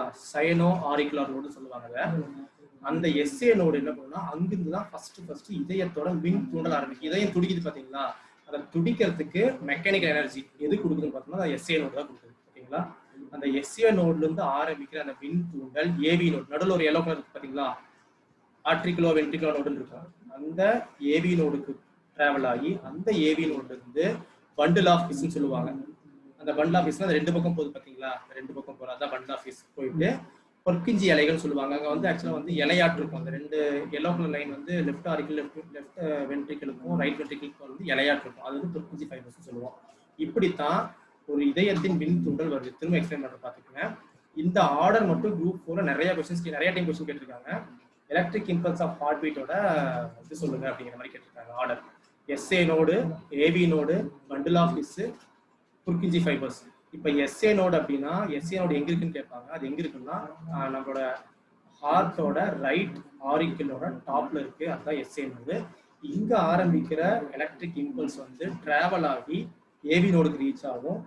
ஏவி ரோட்ல இருந்து அங்க அந்த இம்பல்ஸ் கிடைச்சுன்னா அது துடிக்க ஆரம்பிக்கும். அது டிராவல் ஆகி பண்டில் ஆஃப் ஹிஸ்ன்னு சொல்லுவாங்க, ஹிசின் கற்றைகள் சொல்லுவாங்க. ஹிசின் கற்றைகள் மூலியமா கீழே டிராவல் ஆகி அதுக்கப்புறம் வெளியில வந்து பர்கிஞ்சி இலைகளா மாறி அங்க வந்து உங்களுக்கு லெஃப்ட் வென்ட்ரிகளுக்கும் ரைட் வென்ட்ரிகளுக்கும் வந்து இதயத்தின் மின் தூண்டல் கிடைக்குது. இதனாலதான் ஹார்ட் மெக்கானிக்கல் ஃபங்க்ஷன்ல இயங்குது. ஓகேங்களா? இந்த இடத்துல SA நோடு ஃபெயிலியர் ஆயிடுச்சு, தட் மீன்ஸ் வந்து SA நோடு தன்னோட செயலை இழந்துருச்சு அப்படின்னா தான் பேஸ் மேக்கர் கேள்விப்பட்டிருப்பீங்க. ஹார்ட்ல பேஸ் மேக்கர் வைப்பாங்கன்னு கேள்விப்பட்டிருப்பீங்க. அந்த பேஸ் மேக்கரை SA நோடுக்கு பதிலா SA நோடு இருக்கிற இடத்துல தான் வந்து பேஸ் மேக்கர் வைப்பாங்க, வச்சு செயற்கையா அந்த ஹார்ட் நம்ம துடிக்கப்போம். இதுதான் வந்து எலக்ட்ரிக் இம்பல்ஸ் ஆஃப் ஹார்ட். ஓகேங்களா? அடுத்து ஹார்ட் டிசீசஸ். உங்களோட புக்கை பொறுத்த வரைக்கும் 5 டிசீஸ் தான் கொடுத்துருக்காங்க. ஆக்சுவலா 5 டிசீஸ்க்கு மேல நிறைய ஹார்ட் டிசீஸ் இருக்கு. நம்ம எக்ஸாம் பாயிண்ட் ஆஃப் வியூல பார்த்தோம்னா TNPSC ரிலேட்டடா பார்த்தா ஒரு 5 டிசீஸ் தான் நமக்கு இருக்கு. ஃபர்ஸ்ட் ஒன்று பார்த்தோம்னா கொரோனரி ஆர்டரி டிசீஸ்ன்னு சொல்லுவோம். கொரோனரினா உங்களுக்கு என்ன சொல்லியிருக்கேன், ஹார்ட்டுக்கு போற ரத்தம். தட் மீன்ஸ் வந்து ஹார்ட்ல சுத்திகரிக்கிறதுக்கு, ஹார்ட்டை பம்ப் பண்றதுக்காக போற ரத்தம் கிடையாது, ஹார்ட் செயல்படுறதுக்காக போற ரத்தம் இருக்கும். அதுதான் கொரோனரி வெயின்ஸ் சொல்லுவோம். ஹார்ட்டுக்கு பிளட் கொடுக்கறதுக்காக போடுற வெயின்ஸ், போற ஆர்டரிஸ். ஸோ அந்த கொரோனரி ஆர்டரியில ஏதாவது கண்ட்ராக்ஷனோ கிளாட்டோ ஏற்பட்டுச்சு அப்படின்னா கொரோனரி ஆர்டரி டிசீஸ் சொல்லுவோம். CADன்னு சொல்லுவாங்க. இதுக்கு CAD டிசீஸ் சொல்லுவாங்க. ஓகேங்களா? அந்த ஆர்டரிஸோட அளவு பெருசா இருக்கிற அளவு வந்து சுருங்குச்சுனாலோ இல்ல அதுல ஏதாவது பிரச்சனை ஏற்பட்டுச்சுனாலோ அதுதான் வந்து coronary artery disease. Second one அப்படின்னு பார்த்தோம்னா மயோகார்டியல் இன்ஃப்ராக்ஷன் சொல்லுவோம். மயோகார்டியல் இன்ஃப்ராக்ஷன் ஒண்ணுமே கிடையாதுங்க. One side of heart tissue செயலிழந்து போயிடும். எய்தர் லெஃப்டோ எய்தர் ரைட்டோ அது வந்து செயலிழந்து போயிடும். அதுதான் மயோகார்டியல் இன்ஃப்ராக்ஷன். அடுத்து ஏஞ்சினா பெக்டோரிஸ்ன்னு சொல்லுவோம். அதாவது நான் சொன்ன பார்த்தீங்கன்னா ரத்தம் வந்து ஹார்ட்டுக்கு போகிற ரத்தம் இருக்கு பார்த்தீங்களா, அதுல நடக்கிற ஆக்சிஜனோட அளவு குறைஞ்சிருச்சு அப்படின்னா அது வந்து ஏஞ்சினா பெக்டோரிஸ். அதாவது செல்களுக்கு கொண்டு போற ஆக்சிஜன் அளவு குறைஞ்சிச்சுன்னா ஹைப்போஎக்சியான்னு சொல்லியிருக்கேன். அந்த ஹைப்போஎக்சியாவை எது சரி பண்ணும் கேட்டா கிட்னி சரி பண்ணும். அந்த கிட்னி வந்து என்ன ப்ராசஸ் மூலமா சரி பண்ணும் கேட்டா எரித்ரோபோயசிஸ் அப்படிங்கிற ப்ராசஸ் மூலமா சரி பண்ணும். அது ப்ரொடியூஸ் பண்ண புரோட்டீன் வந்து எரித்ரோபோயட்டின் மூலியமா ஹைப்போஎக்சியாவை சரி பண்ணும். அது வந்து RBCயிலிருந்து எடுத்துட்டு போகக்கூடிய ஆக்சிஜன் அளவு குறையும் போது கிட்னி பண்றது. இப்போ ஹார்ட்டுக்கு போகக்கூடிய பிளட்ல இருக்கிற ஆக்சிஜன் அளவு குறைஞ்சதுன்னா அங்க வரக்கூடிய டிசீஸ் வந்து ஏஞ்சினா பெக்டோரிஸ். ரெண்டுமே ஆக்சிஜன் தான் குறையுது. அங்க செல்களுக்கு போற ஆக்சிஜன் குறையுது, இங்க ஹார்ட்டுக்கு வர ஆக்சிஜன் குறையுது. இது வந்து ஏஞ்சினா பெக்டோரிஸ் சொல்லுவோம். அடுத்து ஹார்ட் பிளாக். ஹார்ட் பிளாக்னா நம்ம வந்து நினைச்சிருப்போம் ஹார்ட் அப்படியே நின்றுட்டு துடிக்கிறது நிற்குதுன்னு சொல்றோம் பார்த்தீங்களா. அப்ப என்ன அர்த்தம்? ஹார்ட் துடிக்கிறதுக்கு என்ன காரணம்? SA நோடு தான் நான் சொன்னேன்ல. ஸோ SA நோடு துடிக்கும் போது அந்த மின் தூண்டல் வந்து AB நோடுக்கு கிடைக்காம போயிடுச்சு அப்படின்னா அங்க ஹார்ட் பிளாக் ஏற்படும். அதனால உங்களுக்கு வந்து அந்த இடத்துல SA நோடுக்கு பதிலாக செயற்கையா பேஸ் மேக்கர் வைப்பாங்க. ஓகேங்களா? இதுதான் வந்து ஹார்ட் பிளாக். அடுத்து ருமேட்டிக் ஹார்ட் டிசீஸ். ஹார்ட்டுக்கு அப்புறம் அந்த ஹார்ட் ஸ்பெல்லிங் பார்த்தீங்கன்னா ருமேட்டிக் ஹார்ட் டிசீஸ் அப்படின்னு என்னங்க, ஆக்சுவலாக வந்து இது சம்மந்தப்பட்டது என்னன்னா உங்களுக்கு ஹார்ட் சம்மந்தப்பட்ட டிசீஸ்ன்னு சொல்லி இதை கொடுத்துருக்காங்க. ஆக்சுவலினா ஸ்ட்ரெப்டோகாக்கஸ் ஒரு பாக்டீரியா இருக்கும். அது வந்து உங்க த்ரோட் ரீஜன்ல போய் நின்றுட்டு அது வந்து உடம்புக்கு மூட்டுலாம் இருக்கு பார்த்தீங்களா, ஜாயின்ஸ், கை கால் மூட்டு இதெல்லாம் போறக்கூடிய ரத்தத்தோட அளவை வந்து குறைச்சிரும். ஸோ அதனால உங்களுக்கு அந்த மூட்டெல்லாம் வீங்குது. ஓகேங்களா?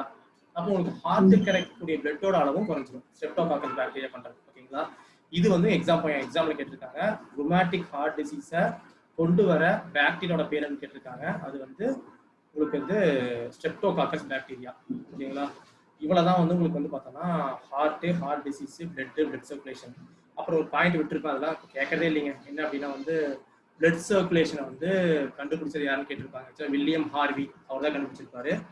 ஸோ வந்து அதை நான் பாயிண்ட் விட்டுட்டேன். அதெல்லாம் பெருசாக கேட்கறது இல்லை, குரூப் 4 கேட்கறது இல்லை. ஓகே, இதோட வந்து நம்மளுக்கு வந்து ஹார்ட் பிளட் சர்க்குலேஷன் வந்து நின்றுச்சு. சரி, அதோட முடிஞ்சது. இப்போ உங்களோட டவுட் செக்ஷன் ஏதாவது கேட்கலாம். ஆல்ரெடி வந்து 10 மினிட்ஸ் வச்சு எடுத்துட்டேன். ஸோ சீக்கிரம் டவுட் செக்ஷன் முடிச்சுக்கலாம். ஏதாவது டவுட் இருந்தால் கேளுங்க, திரும்ப எக்ஸ்பிளைன் பண்ணுமான்னு சொல்லுங்க, பண்ணுறேன். What is biconcave shape? அதான் ரவுண்ட் ஷேப்புங்க. ஒரு சர்க்கிள் ஷேப்பு மேலேயும் கீழே ப்ரெஸ் பண்ணா மேலேயும் கீழே ப்ரெஸ் ஆகுமா, அதுதான் வந்து பைகான்கேவ் ஷேப்னு சொல்லுவாங்க. Sir explain pericardium. பெரிகார்டியம் என்னன்னாங்க, உங்க ஹார்ட்டை சுற்றி இருக்கிற ஒரு லேயர், அதாவது ஹார்ட் வந்து டபுள் வால்டு லேயருங்க. அந்த டபுள் வால் லேயர் இருக்கிறது பெரிகார்டியல் லிக்விட் சொல்லுவோம். அந்த லிக்விட் என்ன பண்ணுன்னா ஹார்ட் வந்து வைப்ரேஷன்ஸ், ஓடுறோம் இது பண்றோம் அது பண்றோம், அந்த வைப்ரேஷன்ஸ்ல இருந்து ஹார்ட்டுக்கு அந்த வைப்ரேஷன்ஸ் போய் இது பண்ணாமல் இருக்கிறதுக்கு தான் வந்து அந்த பெரிகார்டியல் ஃப்ளூயிட் இருக்கு. Sir who is Bombay blood group? அதெல்லாம் தெரியலங்க. பாம்பே பிளட் குரூப்போட ஓகே ஹார்ட் அதெல்லாம் தெரியலங்க. பாம்பே பிளட் குரூப் பத்தி எல்லாம் ரொம்ப பயாலஜி டீப்பா போயிட்டீங்க இருக்கு. அடுத்து ஏதாவது டவுட் இருக்கா? இல்லை திரும்ப எக்ஸ்பிளைன் பண்ணணுமா?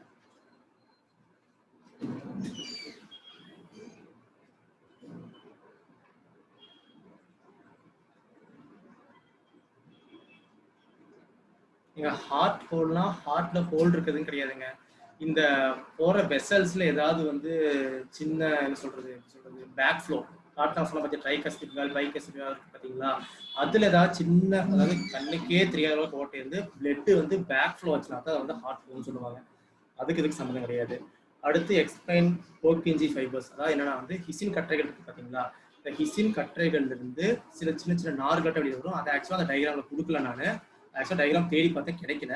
அதுல சின்ன இலைகளாட்ட வெளியே வரும். அந்த இலைகள் என்ன பண்ணுவோம்னா லெஃப்ட் வென்ட்ரிக்கிள்லயும் ரைட் வென்ட்ரிக்கிள் மேலேயும் படுறதுனால ஏவி நோட்ல இருக்கிற அந்த இது இருக்கு பாத்தீங்களா, எஸ்ஏ நோடு எலக்ட்ரிக் இம்பல்ஸ் வந்து கிடைக்கும். இதுதான் போர்கிஞ்சி ஃபைபர்ஸ் பண்ற வேலை. அடுத்து osmotic pressure of the blood கேட்டிருக்கீங்க.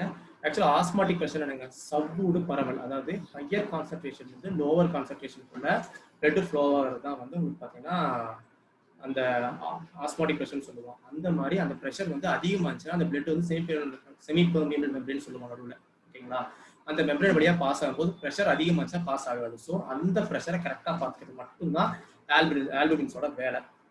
Sir how many SA nodes created electric impulse? Electric அதாவது எஸ்ஏ நோட் எப்படி எலக்ட்ரிக் இம்பல்ஸ் கிரியேட் பண்ணுதுன்னு கேட்குறீங்க. அதாவது ஒன்றும் கிடையாது. எலக்ட்ரிக் இம்பல்ஸ் வந்து ஆட்டோமேட்டிக்காக துடிக்குது. ஓகேங்களா, இப்போ ஹார்ட் துடிக்கிறதுக்கு எது வந்து கிரியேட் பண்ணிக்கிறதுனா எஸ்ஏ நோட். அந்த எஸ்ஏ நோடோட வேலையே வந்து துடிக்கிறது மட்டும்தான். இந்த எலக்ட்ரிக் இம்பல்ஸ் கிரியேட் பண்ணுறது மட்டும்தான். அந்த எலக்ட்ரிக் இம்பல்ஸ் கிரியேட் பண்ணால் மட்டும்தான் ஹார்ட் தன்னோட ஃபங்க்ஷன்ஸை செய்யும். Okay, what's the difference between atrium and auricle? ஏங்க ரெண்டும் சொன்னோம்னா ஆரிக்கிள் சொல்லுவோம், லெஃப்ட் ஆரிக்கிள் ரைட் ஆரிக்கிள் தனித்தனியாக சொல்லுவோம், ரைட் ஆரிக்கிள் லெஃப்ட் சொல்லுவோம். ஏட்ரியம்னா ஒன்றை மட்டும் சொல்லணும்னா சிங்குலர்ல வந்து ஏட்ரியம்ங்க, ப்ளூரல் வந்து auricle. Which organism have no heart chamber and how much? ஏங்க இது பார்த்தா ஏகப்பட்ட கிளாசிஃபிகேஷன் இருக்கு. ஆக்சுவலாக பார்த்தோம்னா நம்மளுக்கு மட்டும் தான் 4 சேம்பர்ஸ் இருக்கு. க்ரொக்கடைலுக்குலாம் பார்த்தீங்கன்னா ஆக்சுவலாக 4 சேம்பர்ஸ் இருக்கு. பட் ஆக்சுவலாக 3 சேம்பர்ஸ் தான் ஒர்க் ஆகும். ஓகேங்களா, அதே மாதிரி ஆர்கானிசம் கிளாசிஃபிகேஷன் தான் ஹார்ட் வச்சும் ஆர்பிசிஸ்ல கிளாஸிஃபை பண்றாங்க. ஓகேங்களா, இதெல்லாம் organism have large number of hearts கேட்குறீங்க. இதெல்லாம் புக்ல இல்லைங்க. நான் அது வரைக்கும் ஃபிசிக்ஸ் மேஜரும் இல்லை. ஓகே, அடுத்து what is the constancy of heart during heart attack?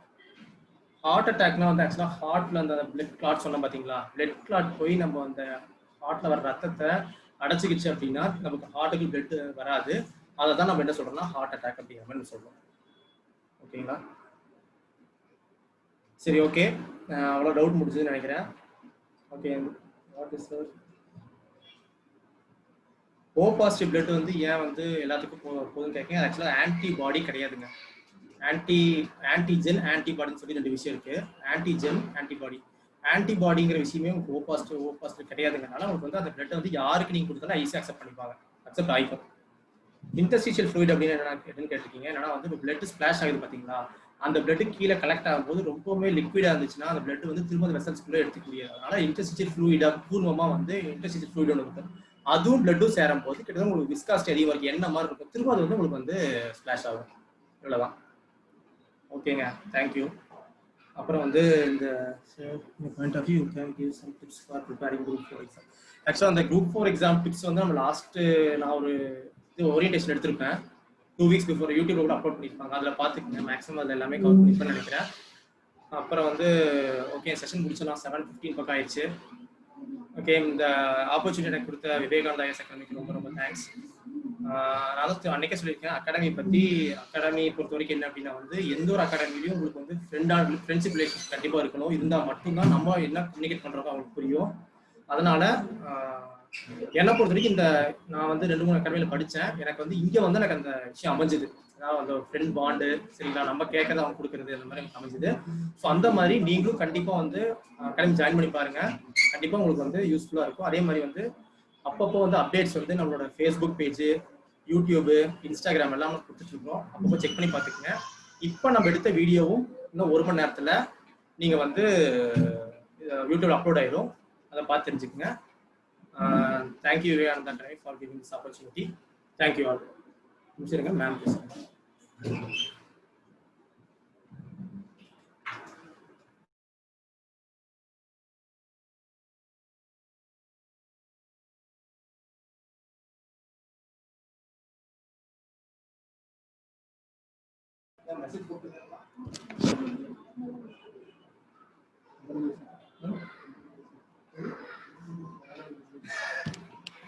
Hi students, இந்த செஷன் கண்டிப்பாக பயங்கர யூஸ்ஃபுல்லாக இருந்திருக்கும்.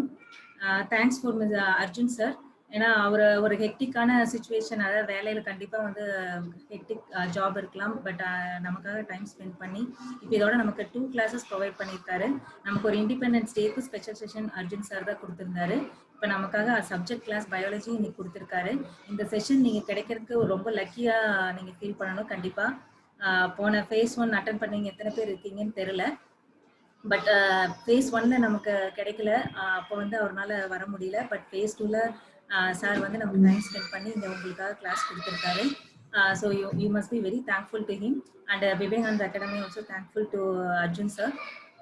அதே மாதிரி சார் சொன்ன மாதிரி இந்த செஷன் வந்து உங்களுக்கு யூடியூப்ல அப்லோட் பண்ணியிருக்கோம்.